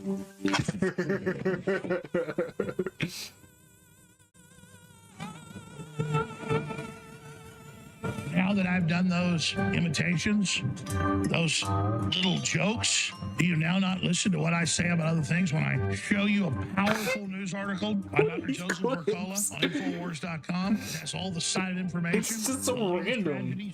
Can we skip this? Hold on. No, that's a real thing. That's never give up the fight. Hold on, let's skip this. Says that all of that is wrong. Let's go back. Let's go back. Watching pornography. So, now your enemy's in here hosting the show with you, yay. Attacked and threatened because we are effective. The Great Awakening is here. Go to band.video, download the videos, and share. Support the information. It's smart for them to allow downloads of their videos. Because that's one way that you can kind of break through the censorship. Give up the fight. I actually thought about downloading this because the link to this interview is broken. That's why I haven't pulled up in this website. The embed player works, but apparently, the direct link to the actual video. He's a superhero. I represent the bad guys. David Icke's little reptoids. So, now your enemy's in here hosting the show with you, yay. We got Nick Fuentes, one of my best buddies. He works for us, does a really good job. He's over there with us. Oh, now he's turning to Alex Jones. What are we going to do here? Yay. The Balenciaga situation. This is kind of cringe. Earlier about how they just need a new devil, but that's a devil to distract us from the fact that we become the devil. But that's kind of what you said. Can you repeat that? Yeah, I just saw people making videos about it, and I said, it just seems like it's just more noise and mayhem and code red and things to get people outraged. As I feel like he's just salty that Kanye is not taking his mask off, to be honest. It's only one. I don't know why he's so insistent that he takes the mask off, but 10 years away from pedophilia. Anybody that's watching pornography, if you're watching a woman have sex on camera, she's reliving the trauma of being molested. Like a greater majority of women that end up being strippers, and that's actually pretty much true. Pornographers, adult film stars have gone through the trauma of experiencing pedophilia, but sex is a legal drug that's pushed to destroy humanity. If you drive down the street in California, they will be pushing strip clubs, they're pushing alcohol, they're pushing sex. It's this is like, so for people to have this moral code about pedophilia, but no moral code about strip clubs, pornography, and the sex industry, it's not what the Bible says. The Bible says that all of that is wrong. So Jesus said so, or Jesus said no. That's when we just need to follow. So let me ask you this. What about world population? The globalists say there's too many people. They want to sterilize us. They want to promote transgenderism. They want to depopulate us. Do you think that that's accurate? Or, I mean, what do you think of the New World Order and its overall agenda? I believe so. I'm more of a gut feeling person. Like I said, I'm the battering ram. We need a gut, and you guys are the SWAT team. A gut reaction person. You said earlier that you're about the information. God has people, different kind of information is not exactly the same or always going to be on the same side as your gut feelings. Different colors. And our collective agenda needs to be to serve God in what we do. And we can't do that if we don't have an open, free debate. What'd you say? I'm sorry. We can't do that if we don't have an open, free debate. And that's what we have. God brought us here. You created this platform, the Infowars. I heard you should ask him why he left Timcast IRL then. If he says, we need to have a free and open debate. Gwynn, who is faking like a Christian, is really, you know what? Much love to Tracy Romulus and Tracy Gwynn, because this is the type of person I will sue. I'm just going to say I prefer that person not be next to my children. So much love, and Jesus, God bless your family. I would prefer that person be not next to my children. Next person, next subject. Balenciaga, though, you were going to, just overall, what do you, because obviously you were with a lot of fashion brands, and now all the stuff's come out. It's almost like they did this on purpose as a PR stunt. I think so. I'm friends with the head designer, and I believe that it was a setup. I think it was a hit job. And now all of a sudden, I don't think it's a setup or a hit job, because you have all that history of the molesting of children and of the strange cultish things and the demonic designs. You can't set up a history that deep. Promotes that. But now maybe they wanted to use it and be like, hey, well, you can't speak out against us because you're on our side. You've done so much for us. That makes sense. Our moral code. We just cheated on our wives. We just fornicated. We just had threesomes. We just bought some sex on Instagram. We just sold some sex. We use sex to sell a product, but we don't like Balenciaga. Shut up. Shut up. I'm throwing the tablets right now. Shut up. Instagram is about prostitution, and everyone involved in any version of the sex business is as bad as the pedophiles. So everyone shut up. Yeah. I'm listening. Yeah. So I'm thinking of all the thousands of topics we can cover in limited time we have, as you're about to get on a plane and go back to another state and do some new stuff. What else is on your radar? Because there's a lot. What do you think about the Ukraine war? What do you think about the devaluation of the dollar? What do you think about FTX and Bitcoin? I mean, there's so many topics. Nick? Well, in terms of Ukraine and Russia, I haven't really seen so much of that in the news. I'm, of course, pro-Putin. I'm very pro-Russia. I am also. Let's go. Yeah. I hate how Kanye is sort of like picking things over to Nick Fuentes when he clearly doesn't have his own opinion about it, but he still wants something to be said. I think that's pretty bad, because it shows that he's going to be a leader in a lot of policy decisions if Kanye does, get successful enough, which I don't think he will, but it's looking like that's the direction things are headed. That's where things are going to end up, how things are going to end up happening. An extension of the United States neocon establishment, New World Order type stuff. What does Putin say about America's value system? So he said in a speech when he annexed those two breakaway provinces and he annexed the Donbass, he said in his speech that we have totally abandoned traditional values, traditional faith, and that we've actually embraced full-on Satanism. And he's totally right. And well, it's true. America's embracing Satanism. Yeah. But Jesus is alive. And these things are going to pull. It's a movement. The devil is a defeated foe. We're not even going to speak any of that into existence. God runs the world, and it's freedom fighters for Christ like us today. That sounds like syncretism with New Age stuff. You can't just manifest. Start here. Each one of us. I'm not going to put that energy. I'm not going to put that energy out there into the world. All the men are the priests of our homes, and everyone is the body of Christ. And we Satan more power than he already has. It's like we're a glass of water, and sin is like throwing God has Satan on a leash. Stepped on bugs in a glass, and then you want to pour some water in, and you can't cut bad. So that leash with your own scissors. Cover it with an alcohol flavor, or with some food coloring, or with a sexy outfit or something, and then you want to just keep on drinking that sin and not understand why your stomach is hurting in the morning. And I know as a recovering alcoholic that great point, though. A cure for a hangover is another drink, and that's basically what we've been doing. We're all orphans of keep doubling down. We're orphans of capitalism. So when we talk about the ideas that we have for the newer version, the amended Constitution that me and Nick are rewriting and working on right now, and the ideas of purifying our system because we need will and expertise. Well, let's talk about that. You say you're going to run for president 2024. I'm not, Alex, you're really good at stating things in a way that gets you sued. So. Oh, I thought you're announcing for president, right? No, I'm not announcing. Alex, Love you, love you, love you. What I'm saying with the conversation that we're having. I thought he's running for president. Is he not running for president? 2024 walk and a victory at the office. America, I'm pretty sure he's running for president. Everything on the line. I don't know what semantic games he's playing, but he's running for president. A cleaner system. Our system has been dirtied and muddied and destroyed. I am not the most knowledgeable Christian, and I'm not the most knowledgeable politician, but I am truthful. I'm nobody's heart. No, I believe that. What I was trying to get. Yeah, I'm just throwing this out here.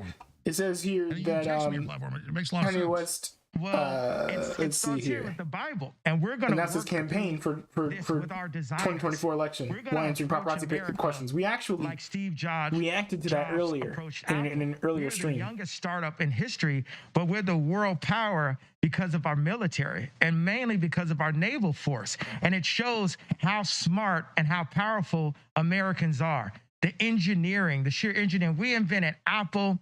We have the strongest military, and now we have to take that same type of sensibility, take it out of Wall Street's hands and give it to the people. That engineering mind that created the trams, that made Disney, that made Pixar, that made Lucasfilms, that made Apple, that engineering mind, these minds that we have are going to be brought together to cure America, and then we will influence the rest of the world into higher consciousness and into peace. And I agree. We were given that birthright, and somehow it's been lost. I'm going to talk about that. And after you leave soon, we're going to have Owen and everybody else and myself stay here and continue on and take calls. And as long as you can stay, I know you got to go soon. But I wanted to bring in Owen Schroyer and Ali Alexander, who helped get you here, for their take and any questions they've got for Ye, because you guys have great questions, great comments. So Owen Schroyer and Ali Alexander. I will hold my questions for Ye later, because I kind of want to come in because we have a lot of eyes on this transmission right now. And there's a lot of people sharing their opinions on the internet with this right now. And so I kind of just want to, I just want to take a step back and just say, look, we're in a difficult realm with what we're doing here today, trying to balance fun and seriousness, because we are serious people. We have serious missions and goals, but we also want to have fun. We don't want to hate life. We want to enjoy life, and we want other people to enjoy life. And when I see the response on the internet from the haters and the people getting angry today, I'm just a little perturbed. Let Ye speak. Let the man speak. You may not agree with what he has to say, but why don't you want him to speak? I don't get it. Because a lot of these people are communists, they're socialists, they're Nazi adjacent. Of course, they're going to want to be against free speech. Why are you so angry? Why are you so serious all the time? If you don't like what they say, tune it out. But here's what gets me, Alex. This is what bothers me. It's bothered me with the attacks on you over the years. It bothers me with the attacks we see on Ye today. Whether you agree with everything he said or disagree with everything he said, let's get our priorities straight here, okay? If you're upset with what Kanye West has said today, let me remind you that Kanye West, excuse me, Ye. Yeah. Let me correct that. Ye. If you're upset with anything Ye has said here today, Ye is not the person in Chicago shooting people every night, teenagers, innocent people dying. Ye is not the person in D.C. in Congress selling this country out for decades. Ye is not the person with big pharma that's killed millions of people with their products. It's all come out in court. That still has influence to mandate their products on the people. And that's a really good point. That Kanye has not had nearly as much real world harm, or caused as much real world harm as a lot of these big, massive, powerful organizations that you see all across the world. You're all clowns. You're all clowns. If this interview upsets you, your priorities are so out of whack. And I don't even think you have the capability. It's not the interview that upsets me. I do think some of the statements that Kanye's made certainly do upset me. But, the interview itself, conversations like these do need to happen in public. And you need to take a serious look and reflection in the mirror. They're against free will. They're against free open discussion, which shows they're evil. And anyone going along with censoring somebody's speech is a fraud and an enemy of the people. But the people are not evil. It's Satan that controls the people and puts demonic blocks. So when you see the truth in front of you, you can't even hold the truth. Like it's demonic blocks. I can go to Kim and say, hey, put your family first. You have someone who loves you. Put us first. Put your children first. And it's demonic blocks bringing her into traumatic everything. She was pushing to the sex tape. She's pushing to saying that she had sex with Pete Davidson in front of a fireplace. Hulu does not love you, Kim. Disney does not love you, Kim. Come home, Kim. Come home to Christ. Go to God. Go to Jesus, because you saying you might not ever, or marry somebody, great. Go marry Tom Brady, whatever you want to do, but get married and use your platform as an influence to keep families together. Don't let the devil use you. And those people that are good point. So I think that what he's saying here is just like kind of like not necessarily in a patriarchal way, like, oh, you need to be married as a woman who is single. But I think that what he's kind of hinting at here is that Kim Kardashian is someone with a massive amount of influence, and so she should be using that platform and that influence wisely in order to promote the nuclear family. Even if she doesn't get married to Kanye West, but if she gets married to somebody else, then she'll be telling the world, hey, I'm getting married because getting married is a good thing to do and it's best for my children. And then people will then see that message and be like, oh, well, maybe Kim is right. Very much how a lot of Kanye's fans have been looking at his statements here, and they've been like, oh, well, maybe he's right about what they call the Jewish question. He's very much right about the power that people who are influential and popular have over the masses. And I think that he's wanting Kim Kardashian to use that to point people towards traditional values, towards building up the nuclear family, and to living in a godly way. I don't think it's something that she's on right now, and I don't know if it's something that she ever was on, but it's interesting that this seems like the bent that Kanye is kind of like approaching Kim and approaching how Kim raises the family. This is like the lens and the perspective and what he wants to happen. That's interesting and a little bit encouraging, I think. For consciousness, I have to think, okay, white lives matter. I'm going to do a t-shirt. I'm going to make it. You understand? Woke culture is controlled by the Zionist media, making people mad, outraged, going out the street. We're so outraged, but you're not doing anything yourself to change it and follow God and follow Christ. We haven't said anything against the word of God today. God says love everyone. So if I say I love the Zionists that cancel my account, then I could say I did not consent. I do love Hitler. I do love the Zionists. I love everyone. The Zionists cannot tell me who I can love and not love. I don't think like that. I think more like someone that's on the spectrum, since that's what they want to claim. Well, let me be on the spectrum of love, because love. But that's a good T-shirt. I love Hitler. That's a bar. And I think too. Yeah, go ahead. I love Zionists too. Sorry. I love Zionists. We love everyone. You're saying love humanity and stop getting past the labels. It's love is the key. Everyone's promoting this loathing, and it's time to promote. I'm like how Alex Jones is trying to come up with the most charitable interpretation possible. Like the broadcast. This is definitely so far in 2022 the biggest broadcast of the year. This is it. Don't put this on me, Ricky Bobby. That's right. If you're not first, you're last. Come on, Ali, you're on air. Give us your take on that. No, I mean, this is great. Look, I love everybody on screen, and I love them, and I like them, and I endorse them. And I think that what Owen said is absolutely right. Is like, you can look at this interview, and you can be triggered. But I think that what this interview kind of shows is that Kanye West might not actually be anti-Semitic. I think he might be getting pulled into anti-Semitic directions with Nick Fuentes there. He's the one who's been saying most things about, not all Jews are bad. He's been the one saying most things about let's get past the labels. Nick Fuentes has been pushing that pretty much every single question that Alex Jones has been asking. So it's I think if you want to come away from this interview liking Kanye West, it's a little bit easier to do that now, and especially as a Christian, it's a lot easier to do that now. But still, a long way to go, and I'm not even close to endorsing him for president of the United States in 2024. 23, 24-year-old, secret dog whistling KKK Nazi. But that's also not the case. You could say that Alex Jones and Owen Schroyer are actually platforming hate, but that's not what's going on at all. And I think what's powerful about this broadcast, I really think that we're making narrative history, is that we're breaking the Overton window. The Republican establishment sold us out. The conservative movement sold us out. The churches, they closed. So when we look for leadership on the right, there was none. Okay, when Owen Schroyer got charged, when Ollie Alexander got sued and investigated, Alex, when you got sued, Did we get a call from Mar-a-Lago saying, hey, I'm a billionaire and I want to help fund what you guys have been through for me? No, we didn't. So here we are left with the last option on Infowars, the home of the resistance.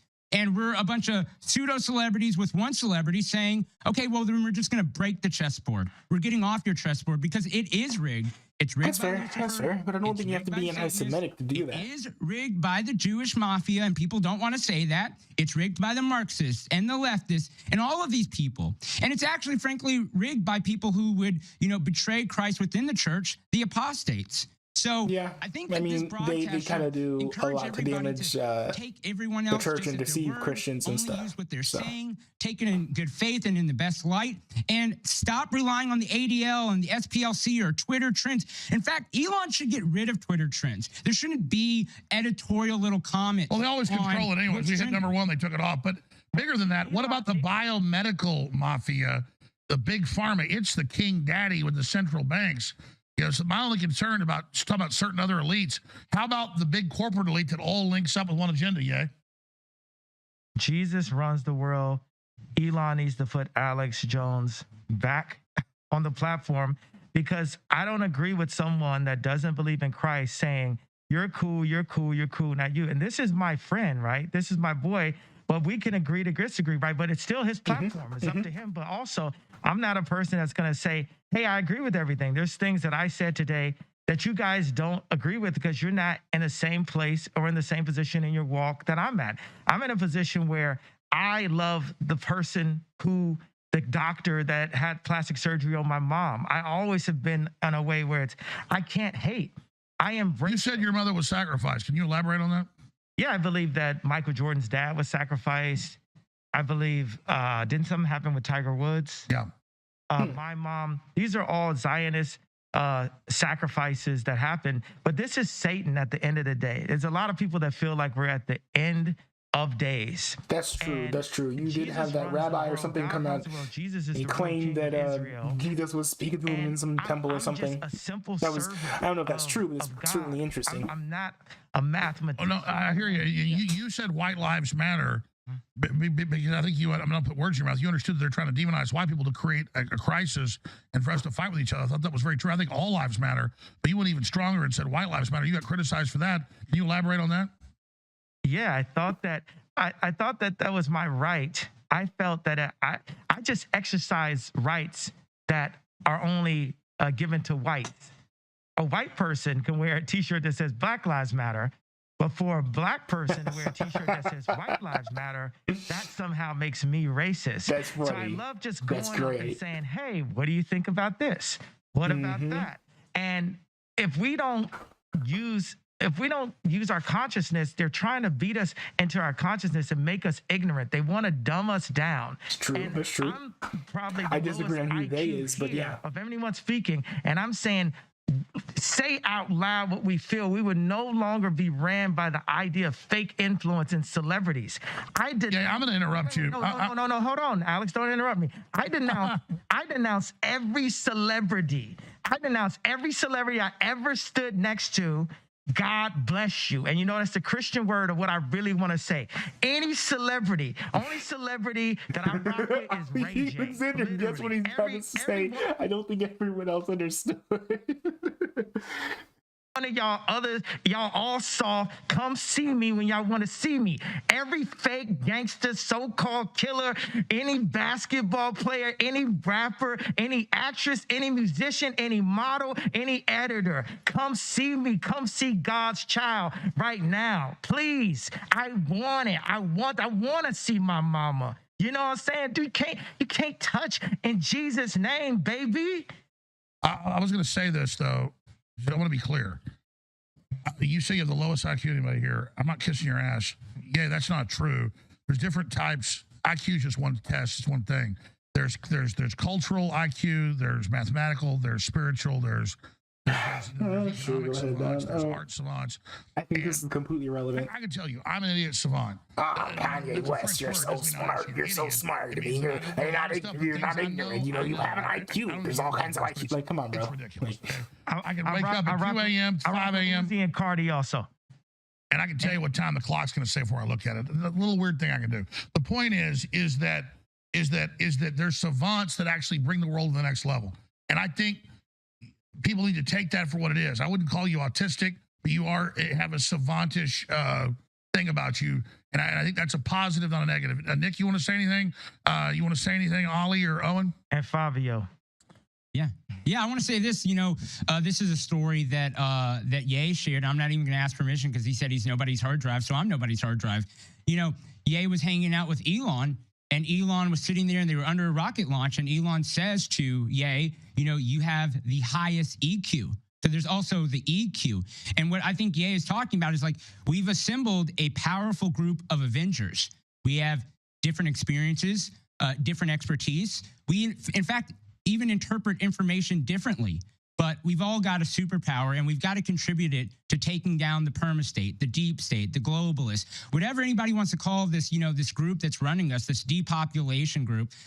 We've got to, wage war against the machine. If everybody rushes to get canceled, they can cancel none of us. And so I think that today that's a good point. I think he's arguing for a coalition of people who are going to defend themselves when they defend each other when they get canceled. I think that's I agree. That's fair. This is about saying free speech is sacrosanct. It's a good. If you disagree with something, it should be celebrated. A good thing to do.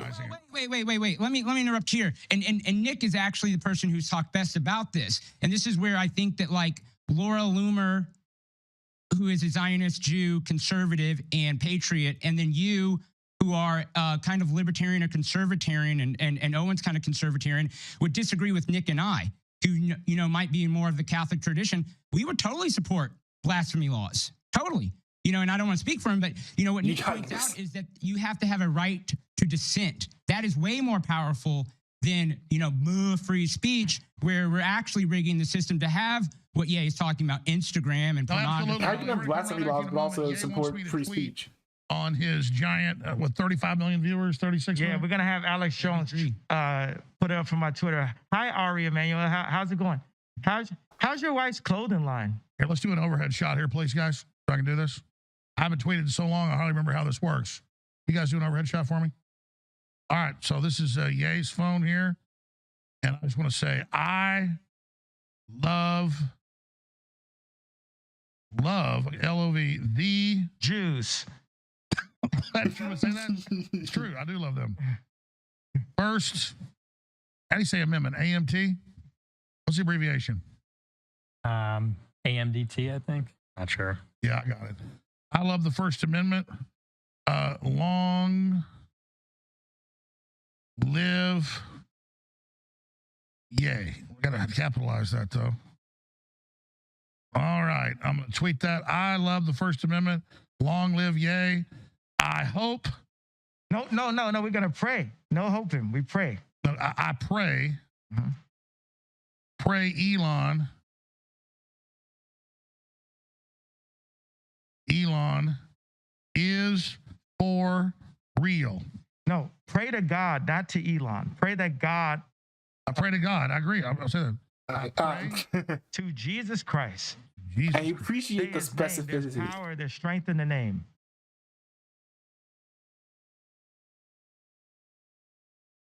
Jesus. Okay, I pray to Jesus that Elon is for real. What do you mean by for real? What does it mean? For real about what? Be more trying to free up the internet. Write that. Elon, I believe he is. Pray to Jesus.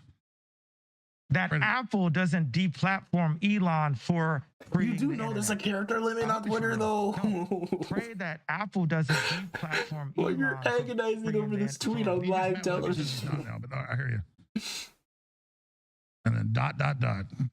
I love the First Amendment. Long live ye. I pray to Jesus that Elon is for real. Bam! I'm back on Twitter. There you go. We give it to him now. Here you go, buddy. 35 million or whatever it is followers. This is great ideas you're having, man. Okay. I have a few good ideas.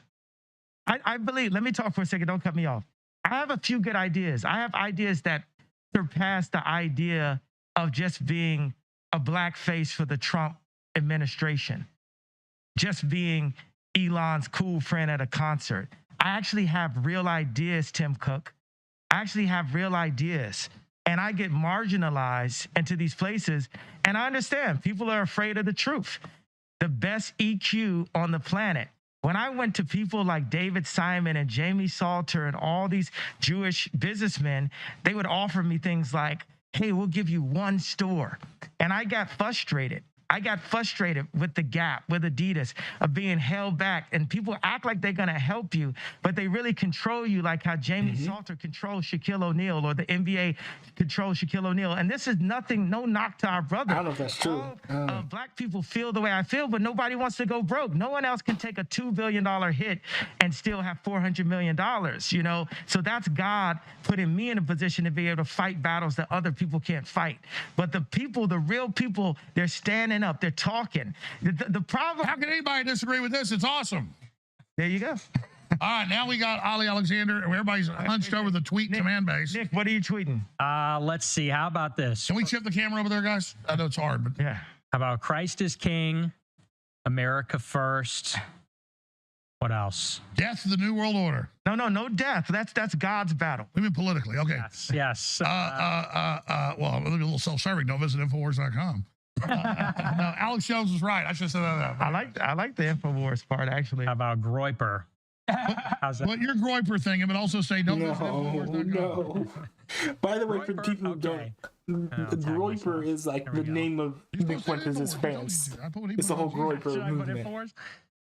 Don't visit Infowars.com. Don't visit. No, yes, do all. The way that you, as a master of the universe, the way that you push ideas forward is all positive affirmations. I'm glad that billions of you are going to visit Infowars. Why is he pushing this strange, Ari Emanuel, if your wife needs any strange help new on a creative age direction adjacent, for a line, I will gladly help. like, you. Even though you try to pseudo destroy my life, manifestation I will help your wife rhetoric on the creative as a direction, Christian. and I will not do anything unchristian when we're in the room together. In Jesus' name, Ari, if you want me to help your wife with her line, I'm here. Okay.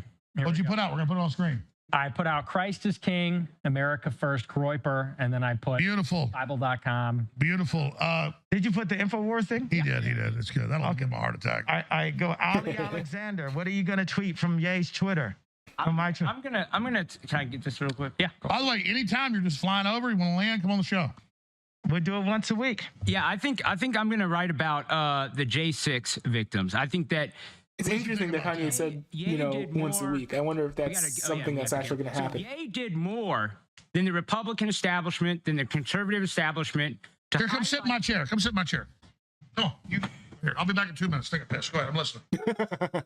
So Ye did more than the Republican establishment, than the conservative movement, to highlight the due process abuses and the torture. And Laura, could you stop calling while we're live on air? I mean, my gosh. Girl, she's on the spectrum too, though. So she's got that, with your comment. But so I think that we need to talk about the J6 victims. So let's, all caps, investigate the civil rights and due I wonder if those tweets got deleted.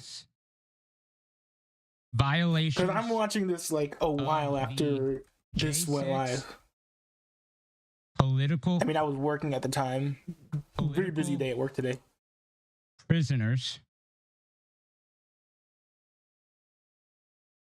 Why were the only people killed unarmed protesters that day?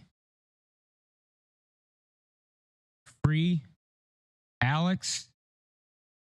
Free Nicholas. Free speech. Free speech. Ugh. And free Ali. Boombaye. Boombaye. Boombaye? What does that mean? Boombaye. I don't. Yeah, it's. Oh no, I don't know if that's it. Ducking autocorrect. Sweet. There we go. Did we get the overhead of that? Let's get the team to get the camera. Get the camera. I love the crew, but get the camera. Zoom in. That's what I want. Get the mask. Yeah, I should. I missed it. Get the mask. Oh, you want me to redo the skit? Yeah, do it. All right, I love this crew, but sometimes they can just be stubborn. Zoom in, overhead shot. I'm sorry, I'm just a retard. We love Alex. Let us do this. got to do this time. Thank you very much. Yo, wait, no, they kept up all the tweets. Welcome to say as long as he wants, but he's got a lot of big stuff going on. They kept up all the tweets. Great idea having folks tweet out. Allegedly. Oh, this is cool. This is cool. They actually have a disclaimer that's actually a little bit helpful. This is cool. So it says here, I love the First Amendment, long live Ye. I pray to Jesus that Elon is for real. Readers added context that they thought people might want to know. The tweet was authored by Alex Jones through Ye's Twitter account with permission. Okay, that's cool. Again, this tweet was authored by Nick Fuentes. That's all nice. The tweet was authored by Alexander. That's kind of cool. Yeah, who knows? Maybe maybe Ye was never here. It's never disrespect when I call you Kanye. I've just been calling you that for 15 years, so it's like you call him my brother or something, a name, and then he changed his name. But Ye is even better, and it's definitely taking hold. I think it's an awesome name. But seriously, Ye, what else do you want to tweet out to folks? Because everything right now is going super mega total viral. What is your message to Trump right now? What's your message to DeSantis right now? I don't know who DeSantis is. I never heard of the guy. I can't believe he hasn't heard of Ron DeSantis before. A lot of concern. Exactly. That's what I'm trying to say. It's like, we love Trump. We love Ye. That's right. Yeah, no, I'm with you. It's Ye and Trump, and anybody going for DeSantis or McCarthy. That's just not the energy. That's not the vibe. That's not MAGA. That's not Jesus energy. That's not dragon energy. So dragon I like energy. what Ye said about people need to just put It it sounded all like a on the line teenage and girl who's finally clutching tell the some truth. like crystals. That's the problem. Well, here's the bottom line. You're not a white supremacist. I've seen your show. You love everybody. You stand up for white people. Everybody should stand up for themselves and everybody else. That's a load of crap. What That you're a is white dragon supremacist. energy? True. Yeah. And Do you help round up Jews like George Soros? No. Okay, well then I don't want to hear anything. Yeah. I don't want to hear anything from the ADL or anybody else. But for the ADL, I want to say there's a lot of good Nazis that were just fighting for their country. And for them all... Like George Soros. For them all to get put in a box. They're all in a box. That is true. Every Nazi's bad. That they're all in the box. I completely understand, putting them on trial. I think that's fine because they did perpetrate some atrocities. But I mean, there were certainly, I'm sure, were people who, were just following orders, whatever. But that doesn't mean that you can't prosecute them or hold them accountable for the actions that they committed. Oh, they were just following orders. Is not plausible. Fighting for their country. We can't put them all in a box. No, I get you're explaining that, like you said, you love the Zionists. You don't agree with some of the things they're doing, even though you don't support a lot of what's happening. Seriously, I've really studied a lot of history. Plus, I had family that was there. And so, I mean, I don't think Hitler was a good guy. I get the Hugo Boss uniforms, amazing. But I mean, just because you're in love with the design, you're a designer. Can we just kind of say, like, you like the uniforms, but that's about it? No, there's a lot of things that I love about Hitler. A lot of things. Hey, Netton, what did you think about that, Netton? No. This is insane. You are an insane person. How could you say something? It's okay that... So let me ask you, you like the Azov battalion because they openly howl Hitler. They're the leftovers of World War II. They support Zelensky and attacking Russia. So you like the Azov battalion? I love everyone. Well, my point is you weren't involved with Hitler. You didn't do anything. So having the ADL say anybody that opposes communism and the New World Order is a Nazi, well, you kind of get what you give, you know? No one cares about the ADL. They're played out. That's true, but the ADL is powerful, though. They don't run anything. No one knows the ADL.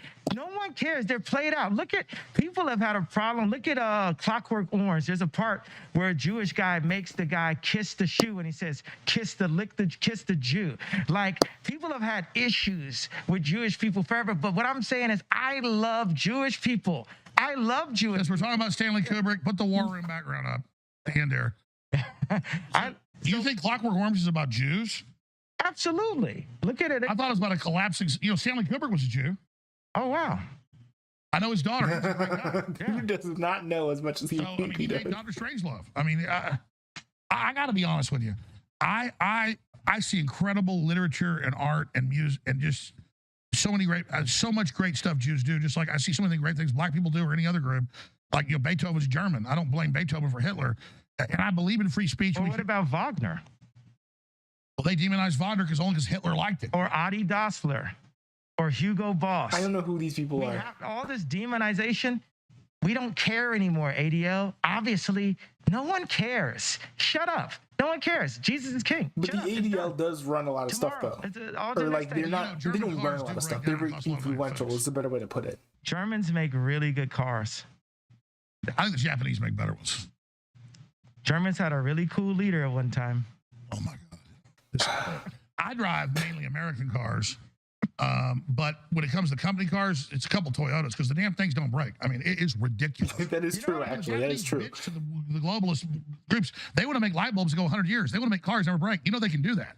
The Japanese are pissed. That's why they've not said they're for electric cars. They go, these don't work. It takes more carbon. Why are you doing this? That's what needs to be broken. You get what I'm saying? It's like, I want to say with Ben Shapiro, he was so disrespectful to his employee, Candace Owens, for speaking out against me. And that just showed you another level of this kind of control that's out there. No, I agree. I like Candace. She has a lot of courage. She's a really smart, beautiful lady. She's really defended you. But I mean, are you saying Ben Shapiro's got her on a leash? I think it's pretty obvious. You know, Paul Watson, we didn't launch her. She deserved it. That doesn't make any sense. Infowars launched Candace Owens. Yes, but everyone is still controlled by the Jewish Adi Dassler is the inventor of the Adidas shoes. Is that where the name came from? Period. Trump. Okay, but you say the Jewish media. Let me just bring up a real world example. I'm trying to get there. I only met Matt Drudge once. He came here, hung out a few hours, and went to dinner. He's Jewish. I never asked for anything. He never told me what to do. He only sent a few emails here and there to writers saying, hey, when you break something, email it to me. And he was a Jewish guy that totally helped us go to the next level. We would have been successful without him, but he like supercharged it. Then suddenly he flips the other side, never talked to him again, and his website's like a Democrat hellscape. But I'm just saying, it's like I've known a lot of Jews in my life, and I didn't have the Hollywood experience. I have not checked Drudge in like forever. I have no idea what they're on right now. Overall, we're very nice people, is all I'm saying. I'm actually tired of hearing about the Jews. Like, I love them. Honestly, I don't even care that much, But we spent the last 2 hours talking about them. I mean, because it's fun. It's fun. You don't want to hear about them. We want to talk about them all day. Because being canceled is fun because we're showing you guys the extent that you can go, right? Because everything at this point that you do proves my point. Is it a stunt or not? If I say DEFCON 3 and then you cancel all of my deals, you proved exactly why I needed to go DEFCON. No, I agree with what you said. Let me stop you. Because Dave Chappelle. Alex, go ahead. Let me channel. All right, go ahead. Channel. All right. If I and Dave Chappelle works for the Jews anyway. So if I say now I forgot what I had to say. Let me meditate. Let me get into a place. I'm sorry. Go ahead. Love you, brother. Jesus is king. Who works for the. This guy has to either make up his mind about whether or not he's anti-Semitic or he needs to change his language. And then they go and 5150 me and try to lobotomize me like we saw Harley Pasternak do, or they put me in prison. It just proves what I'm saying. And it's going to spark the high schools. It's going to spark the grammar schools. It's going to spark the colleges that say enough is enough. Yeah, the Ye fans. It doesn't matter how on the spectrum. Ye understands that he has a captive audience, and that because he has a captive audience, he is uncancelable because those amendment. And it's a shame that audience is captive. Be considered to be. They will be following him like as much as they possibly can, as long as I do. As long as they can keep it up and keep up the energy. Looked at every possible. Ye is kind of showcasing here Chinese water torture. The benefit of having a very young audience because they're malleable and they can be loyal. To kill me, how is it going to be? What are they going to do to kill me? Wait a second, Netton, what do you have to say about this? Netton, don't want to say nothing. What I'm trying to get at here is, that I don't think the father of the future revolution against tyranny is Hitler. Hitler said a coming man was coming. It would be the next Hitler that would destroy the New World Order and the whole system. He wanted his own New World Order. He thought it would come out of America. Do you know about Hitler and his coming man? No, I don't know about that. what we have to. Well, I just think you should not want to be Hitler's coming man. I didn't say I was. I don't really care that much about Hitler. I love him. Seems like you just do it as a way to like troll. He seems like a cool guy. You know, it's like he. This is great. It's like he had a really cool outfit. Alex Jones is kind of saying, "Yo, Kanye, you could be the second coming of Hitler." I don't think it's true, but it is something that Kanye should be afraid of and worried about. Guys, get the Ronald Reagan clip they showed me yesterday. Sorry, go ahead. Ronald Reagan said that too. Well, I think Hitler did target and kill some people. So I think I think Obama killed Palestinians. Not on the same level. Here's where I think the frustration is. It's not even close. It's not on the same level. He was another Jewish president. Americans are tired of hearing that we're Hitler and that we did bad things when we defeated Hitler. And that's my biggest beef. Let's not say his name anymore. Only say Christ's name moving forward. I agree. Like, I'm so confused. But I think by them falsely accusing people, some people are going to become Nazis. I am. Now what? I am. Now what? Now I'm a Nazi, Ari Emanuel. Isn't that what it said? Because this is the thing. You're doubling down. Look, Alex, I love you. Do not cut this rant off. I'm not. You're live. Right here. Okay, so we're in America. We get our history stolen from us, and we're all made to slaves. The Native Americans and the ones brought over on Jewish slave boats, right? And then we're so-called free, but we're never free. And we're Republican, but then we're turned to Democrats at the MLK JFK time, right? And we're told we're black, and they made songs that said, "Say it loud, say it loud. I'm black and I'm proud. Say it loud. I'm black and I'm proud." And no one went and got him a drink, so we just walked off the set. And then crack came, and then rappers started saying, "What's up, my nigga? I'm a nigga, you a nigga." It's, okay, I'm a nigga then. Wait a second, I thought nigga was bad a second ago. Nah, nigga is fine. That's what the feds told us to call ourselves. And then even Beyonce, we never thought she called herself a bitch. Missy said, "Hey, I'm a bitch." Everyone says I'm a bitch. Okay, now our black women are bitches. So we're bitches and niggas now, right? I'm a nigga, you a bitch. I've even said this in my raps. So I wake up and I look at my phone and they say Ye's an anti-Semitic. So I said, okay, well, I'm an anti-Semitic. No, you said I'm an anti-Semitic. Get it? You understand what I'm saying? Interesting. That's a good point. So he's not saying that he's not saying that he's anti-Semitic because he holds anti-Semitic beliefs. He's saying that he's anti-Semitic because they've decided that he's anti-Semitic.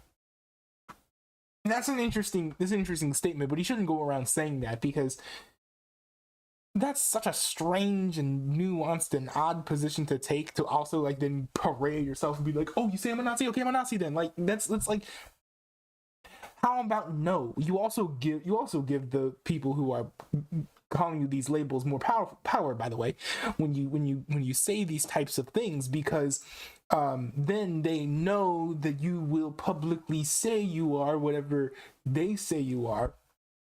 And then from there, they can easily convince anyone. Like if Ye, and that's literally what happened, right? A lot of people took what Ye said out of context, where he said, "Oh, I'm a Nazi," and they made him out to literally consider him a Nazi. And they're like, "Oh, see, look, Ye thinks that he's a Nazi," when in reality, he's just trying to poke fun at the people who think that they can make anyone be a Nazi, or make anyone be a racist, or make anyone be anti-Semitic, make anyone be anti-black just by virtue of saying that that's what they are. It's a really good statement, but he should have thought a little bit more before saying that in such a form where it's so easy to take him out of context. There will be clowns. I tell you what, let's play that Frank Sinatra clip for a minute. Let's get Owen Schroyer and Ollie to have some final comments here. Are you going to push that jet back, or you got to get out of here? I got to get out of here. They already pushed the jet back, tried to stop us from getting here in the first time. Nick, can you tell them what happened? For folks who don't know, tell them about that. Yeah, we had to have the plane turn around midair because there was a issue. There goes the issue. I like how they're like having fun with it and keeping good spirits, because that could be something that I would understand. No, that was the first time it happened with me. Like but you were bitter we over were it. up in the air 20 minutes out, and then there was some kind of big alarm. We had to turn the plane around and land. And Ye said, "Oh, he's not even going to believe me." He said, "Alex isn't going to believe me because I guess it didn't happen the first time. Yeah, something else tried to get happened, the show together. Yeah. So, but that The last time we had it, yeah. Yeah. So there was some seal on the door that was broken, and so we were. Well, you don't want to depressurize the cabin. Yeah. Now we wanted to go down safely, not like crash into a mountain or something. So, which I'm not afraid of. Whatever way you guys want to choose to, take me out or whatever, I'm not afraid of anything. I'm only afraid of God. One thing I want to say to all of you guys is, no one still stepped up other than Jon Stewart to say, hey, he was upset about the practices. The contracts have still not changed. So you could do whatever you want to do and say whatever you want about me. We don't like his mask. We don't like, everyone likes the jacket, of course.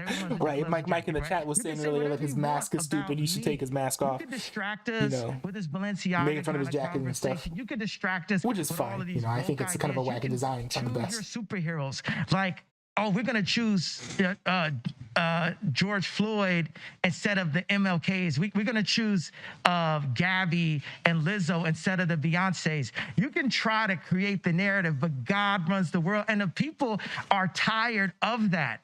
People, all the athletes, all of the celebrities, what I'm saying is, I love you guys also. I understand you're all scared. I understand why you don't want to get your bank accounts frozen. I get it. I love you. I'm not listening to none of y'all because y'all all scared. And you notice the more they pressure whatever the issue so is, bad, the more it causes resistance. Let's play 2 minutes of Frank Sinatra, Bring in the Clowns. Then a final comment from Ali Alexander, final comment from Rowan Schroyer, final comment from everybody here.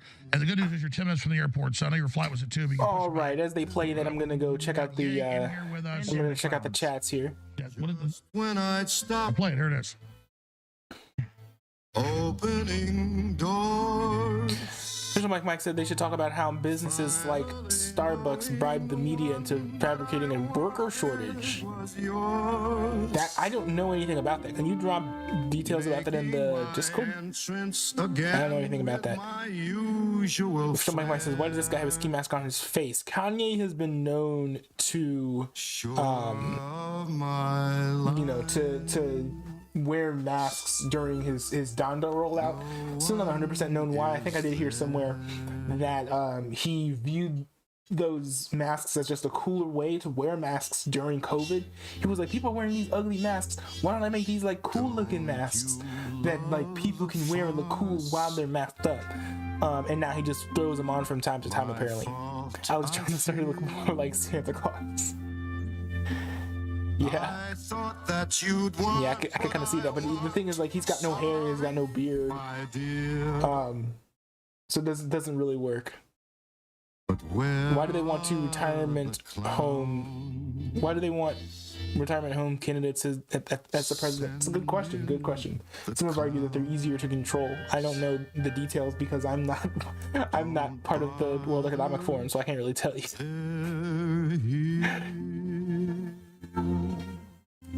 Let's see here. Your Giga Chat. Oh, thank you. I appreciate that. The guy in the VTM Turbo Steam Mask. Shut up. Okay. Lennox said Giga Chat. I sense if I do still streaming this. I know. I did not mean for the stream to last so long. The original interview was only 3 hours long, but then I got caught up covering some other things. I made some other comments. I went and reacted to DGLL's video. So, it made sense that it took longer than I thought it would, and I think got some good content out of it. Didn't mean to stay up this late, but at the end of the day, made some good stuff. Let's see here. It says, well, yeah, the most controversial people will have a fan base that will defend anything they say or do. It's very true. Isam said, if Ye so authentic, he would show his face, right? No, he just wants to wear the mask for a style. I think it's literally just a style thing. And he doesn't want anyone to be able to be like, no, you can't wear that style because I don't like it. I don't know. It's fine for him to wear the mask. All right, I think we're finally at the final segment of the Alex Jones episode featuring Nick Fuentes. All right, Kanye go West, soon. This escape from Austin. Ali Alexander, and Owen Schroyer. But please sign my tweet you let me send out, brother. Here you go. Yo, I want to sign a DEF CON one too, though. Please print me a DEF CON. Oh, that DEFCON was not Christ-like. No signing that one. All right. Laura Loomer, say what you got to say. I have to leave soon. Oh, Laura Loomer, too. Laura. Are you guys live on here? Yes, we're live, Laura. Quit watching the internet. Look, for Elon Musk, I don't know if he's watching or not, but, I'm calling on Elon Musk to restore the accounts of everybody who was banned. He said this week that he was going to give an amnesty to all the accounts that were banned. So I would like my account back. I think that you should get your account back. I think that why was Laura Loomer banned? And also, for the people that are texting me and calling me right now, Because for all I know about Laura Loomer is, I don't know. I don't know anything about Laura Loomer. For his comments about Jews and Hitler today, I'm not going to tell Ye what he's allowed to say. I'm not going to tell Ye what he's allowed to say. I'm a free speech absolutist, and if you cannot understand. Right. I mean, what we all should be doing is trying to convince Kanye that he's wrong. Not saying he can't say what he's saying. And standing up against the censors and the cancel culture movement, then I want to talk to you.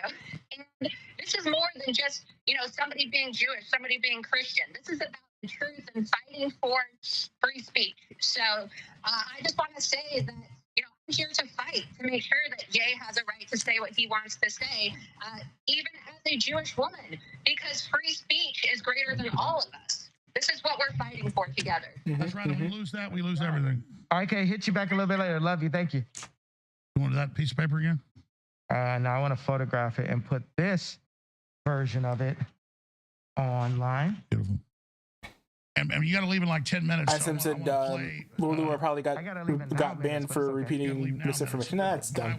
That's dumb. She should have her account back. Ollie Alexander, first, Owen Shroyer, the mainstream media puts out misinformation all the time. Laura Loomer should be able to do the same. Highlights of this, everything. Of a post game here, but other comments. Well, I'll not give my whole plethora here. I'll save some of that time for the War Room coming up in an hour so that Ali can speak too. But one quick thing, all these people out there saying, oh, Ye's lost his mind. Ye's lost his mind. Again, check yourselves. We are mutilating children and calling them trans kids and calling it gender affirming surgery. No, Ye has not lost his mind. You have. Mm-hmm. We have men claiming they can get pregnant. No, it's kind of hard to figure out, right? Who was like the most crazy? Kanye West for blaming the Jews for all the ills of the world, or people who think that like chopping up the bodies of children and painting their hair funny colors, oftentimes against their will, is a morally positive and beneficial thing to do. Both are pretty out there and pretty wild. There are really bad things about both. And we have now open sex trafficking happening at the southern border, and the White House forcing Border Patrol to be the final ushers in of the unaccompanied youths to their pimps. No, Ye has not lost his mind. We all have for this going on. Now, when Ye talks about wearing the White Lives Matter shirt, and really this is what we're doing here today too, it's culture jamming. That's what we're doing.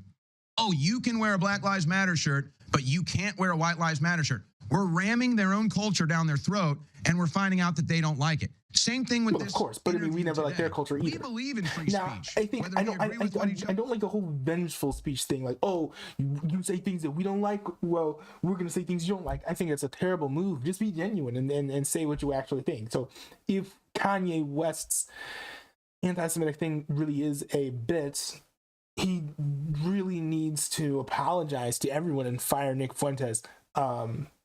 Because, in reality, like just people, like when you're, especially if you're like as a presidential campaign, you need to just say your beliefs, not the opposite of the people that you hate. Other are saying or not. Not that he hates people. He says he doesn't hate people, but you know what I mean. Showing we're here. We have our own the people that he's ideologically opposed to. Number one story, hands down, in the world right now is this broadcast because people want free speech. Great point. 60 seconds. I wonder how many concurrent viewers he had on this. Then Ollie Alexander, then Ye. Well, I would say I don't think the story here with Ye should be about anti-Semitism or Nazis or any of that. To me, the human interest story is they're fine. But Ye, think about what you can do with your platform right now, because they want to make that the issue. Most people say Stop. the whole world. I'm talking about everybody the Nazis watching this were right bad, now. okay? Just take the L and move on. To expose the corruption, the secrets, the societies like you've been doing. We want Ye to pull the curtain back on Hollywood, pull the curtain back on Balenciaga, pull the curtain back on all of it. None of it's sacrosanct. Everybody should be able to criticize. I'll cover the rest of my comments later today on the War Room. I got a lot. I wanted to make sure Ollie gets a final comment before Ye leaves. Here's one more question the crew had. What about your personal trainer saying, we'll put you in a, it turned out he was in secret government operations and mind control in Canada, admitted it. Him saying, I'll put you in a mental institution for life if you don't shut up. I mean, I get why you're pissed. You're not going to be dominated. Exactly. You know, I've expressed myself. It was nice that Tim Pool was able to get him to talk about this. And no one's scared anymore. You guys have beat me to a pulp, but I'm still alive. And now I'm not afraid. You can't threaten me. You could call me crazy. You could take the money. You could take all the supermodels. And don't take the supermodels. Don't take the supermodels. Hey, sometimes a waitress is better than a supermodel. So, but hold on, wait. Sometimes. Oh, you know what that song says about who's loyal. Jesus is king, and I love everyone. This is love speech, Ari. This is love speech in Jesus' name, the real King of Israel. Jesus Christ. This is love speech. I love Jewish people. I love supermodels. Wait a second. Let's see what Netin loves. You love Nick Fuentes. Maybe Hitler. I ain't never had a supermodel. Yeah, could tell. All right, well, you're going to leave here in a few minutes, and you're going to think, gosh, I wish I would have said that. The only bit that he said that was funny. I think I said a lot. You know, I think I said I'm pretty good. Did you retweet out a little signed picture? Yes, I did, sir. All right, Infowars.com. Well, this is the most whoever's staying behind is going to be. You know what? This is actually the most Alex Jones have heard straight through. But this is also the most. Yeah, do you think humanity survives? What do you make of the mark of the beast, the forced COVID inoculations? Oh my goodness. This is a wave in the right direction. Why did you think you were able to do 3 hours here? You just did 3 hours, 3 minutes, by the way. Okay, here we go. You did 3 hours, 3 minutes. Why were you able to stay here but not with Tim Pool? Ooh. Because Tim Pool got the call from those boys 10 minutes before I got there and said, flag this and flag that. Also, Tim Pool is an NPC, you know, and you're a real human being. So no one's ever heard of Tim Pool. You know, you're the legend. What? That is Tim Alex Pool's Jones, huge. And you were fighting on the He's had Alex Jones on the show multiple times. Some other superheroes part of the Avenger movie fighting for Christ and free speech. And I called it. I said, what is this, a superhero thing with the mask? He said, yeah, but don't say it. They'll figure it out. But I was saying, yeah, I'm Lex Luthor. What is the new Ye superhero we're talking about? It's someone in service to Jesus Christ, not into his own ego, and that I have my rights. You know, I had the right to wear a mask. Exactly. For the entire. I was talking about that. To wear a super fresh jacket. You know, I had the right to tell God, please don't take away the supermodels. I just want to marry one. You know, I can say this because I've never seen you in concert. My daughter has, big fan. I'm a fan of a lot of your music, but I've never seen you in person. You don't look little on screen. Didn't you lose custody? Guy, but in person, I'm a stocky guy. I'm kind of small compared to you. You're built like a brick, you know what house, and you're tall. You're pretty tall too. So I don't think people that have been around Ye in person. It's interesting. And you're a handsome guy in person. I wish you weren't wearing that damn mask. That's the vision. But he's kind of salty. You won't show us your face at the end. Absolutely not. That kind of kills it, huh? People, it was a Ye impersonator. He was never here. We never know.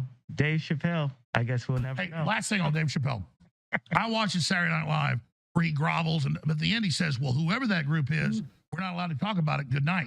So he admitted, though, there's powerful groups controlling our speech, at least. Well, no, the whole thing is a joke, man. It's a joke. It's not being serious. They dropped that nigga. And as my friend, I've never dropped a rap bar ever saying anything on a Jewish platform dissing my friend Dave Chappelle. And I have an issue with it. And you could tell Big Country I got an issue. That's the security. You could tell Corey Smith, he don't deserve to wear gold teeth. What does that mean? Well, Dave early was like, you to you. What do you have to say about Corey Smith's gold teeth? Well, real quick, 10 years ago, he was like, there's a mafia. They came to me and said what I got to do. He ran off to Africa. Now he's kind of come back. Did he sell out? He didn't sell it. He sold out a little bit because he denounced the king. You know what I'm saying? He denounced me. I'm the one fighting on the front line, and no black person should say nothing bad about me in public unless they a puppet. Period. I put my life on the line. And then afterwards, they're going to talk about it. If anything happens to me, everyone's going to be, oh, he was the greatest. He was the greatest. Everybody shut up. Everybody shut up. Go home to your scared little Benz and your scared little townhome and your scared little movie contracts and shut up. Don't talk to me about nothing, bro. What do you think of Ice Cube? That he lost 9 or 7 million, whatever it was, because he wouldn't take the shot. I respect that. Yeah, I respect Cube, but he's got to play his position. It's like, you know, it's fine. I wanted Cube to come in and help us with the politics because he's one of the only people that was brave enough to talk. He's definitely for real. Yeah, he's an engineer. He's an architect and engineer by trade. And then he dropped out to do entertainment. Guys, hey, everybody, stop. All engineers, we need our engineers back. We need our architects back. We need our doctors back. Stop with the photos. That's true. That's true. I'm trying to build a website and multiple things I want to do. Owns a bank. But I think brilliant people. I don't know. I think doing entertainment is also massively influential. Having a bank, it's funny you bring that up. A bank and internet processing for patriots. That's the future. Is not trying to fix Twitter or fix any of it. Building our own system. I mean, the future is the past also, because as soon as you got the internet, all these things, the data can be copied by China, by these banks. Yeah, you don't really own your data if it's on the cloud. So this is the last question. I know Louis Farrakhan. I've interviewed him. All right, looks like we're finally wrapping up here. He says some things I don't agree with, but the point is I think he cares about people. He's a real guy, and he's nothing compared to the left saying all whites are devils and criminals. So they're way more racist than he is. But I get, you know, what he's been saying. You kind of got mad at him and said, hey, don't disrespect me with my billions they just stole, because he said, hey, maybe it was never yours. I think his point is what you just made. If they can grab it out of your account, it's never yours unless it's your farm, your people, your kids, your thing. It's not yours. I don't think he was dissing your success. I think he was saying, was it ever yours to begin with? They can take it. Our life is not ours. It's God's. So now you get what he was saying. I talked to the ministers. Oh, good. So you're not mad at him now. I'm not mad at anyone. I'm not mad at Ari. Well, if it's not off record, tell us about the conversation. On the record, Ari Emanuel, if you need me and your wife to step into a private room and have me work on her clothing line, I'm here. But seriously, so you were a little mad at Farrakhan. You had to talk. How'd that go? It's gonna be all Christian, Ari. Rom. Don't worry. It's gonna be all Christian, Rom.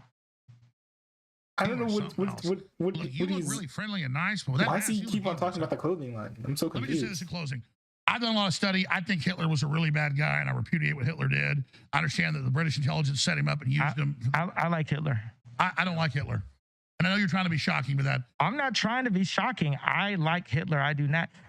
The Holocaust is not what happened. Let's look at the facts of that. Hitler has a lot of redeeming qualities. You think Hitler was a you were right. You said, she's going to say, I love Nazis, I love Hitler. You were right. He said that. We should not have wars, period.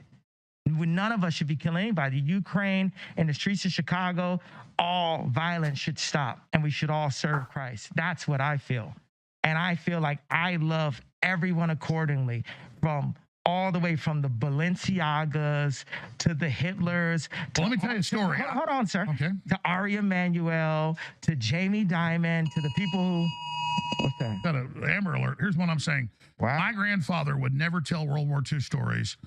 And after he died, we read over his stuff, and he never even told my dad all the stuff he did and everything. But it was all in their letters and commendations. He told me, he said, kid, I was like 8 years old. I thought Amber Alerts is when my ex-girlfriend Amber was doing something in the streets. I got to before he died, I was like 5 years old. The point was, and I was like, tell me a World War II story. Tell me a World War II story.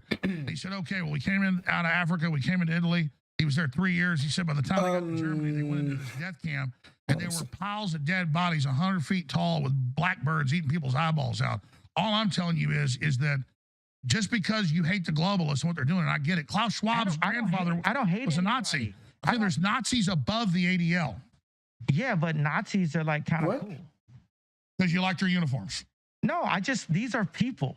Everyone's a people. I love all people. So you love the Zionists. I love this. I said that earlier. It's really interesting that he's going.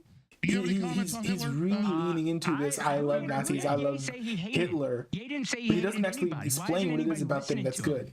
He said, I love this person. I love the people who are trying to take away my children. I love this person. He never. But I don't think listen, I'm just getting it totally clear. But I think Stalin. Same thing. You did the same thing. Stalin is horrible. Hitler is horrible. Mao is horrible. No. I love all of those. You love Mao Zedong? Absolutely. Mao brought. Well, clarify that. You're saying you're like Christ-like. You love everybody. Yeah. No matter. You love Jim Jones. You love Jeffrey Dahmer. Absolutely. Okay, well, let's clarify. I get to. But he didn't need clarification because he said, I'm starting with the Bible. He's ending with the Bible. And that's what, but they did it to you, Alex, because you had a guy who came here and you're like, I'll be Satan. I'll be the evil guy. I did Sandy Hook. Remember, you did the same thing that he's doing right now. All right. Absolutely. Yay, we appreciate you. Anything else you want to add? Wow.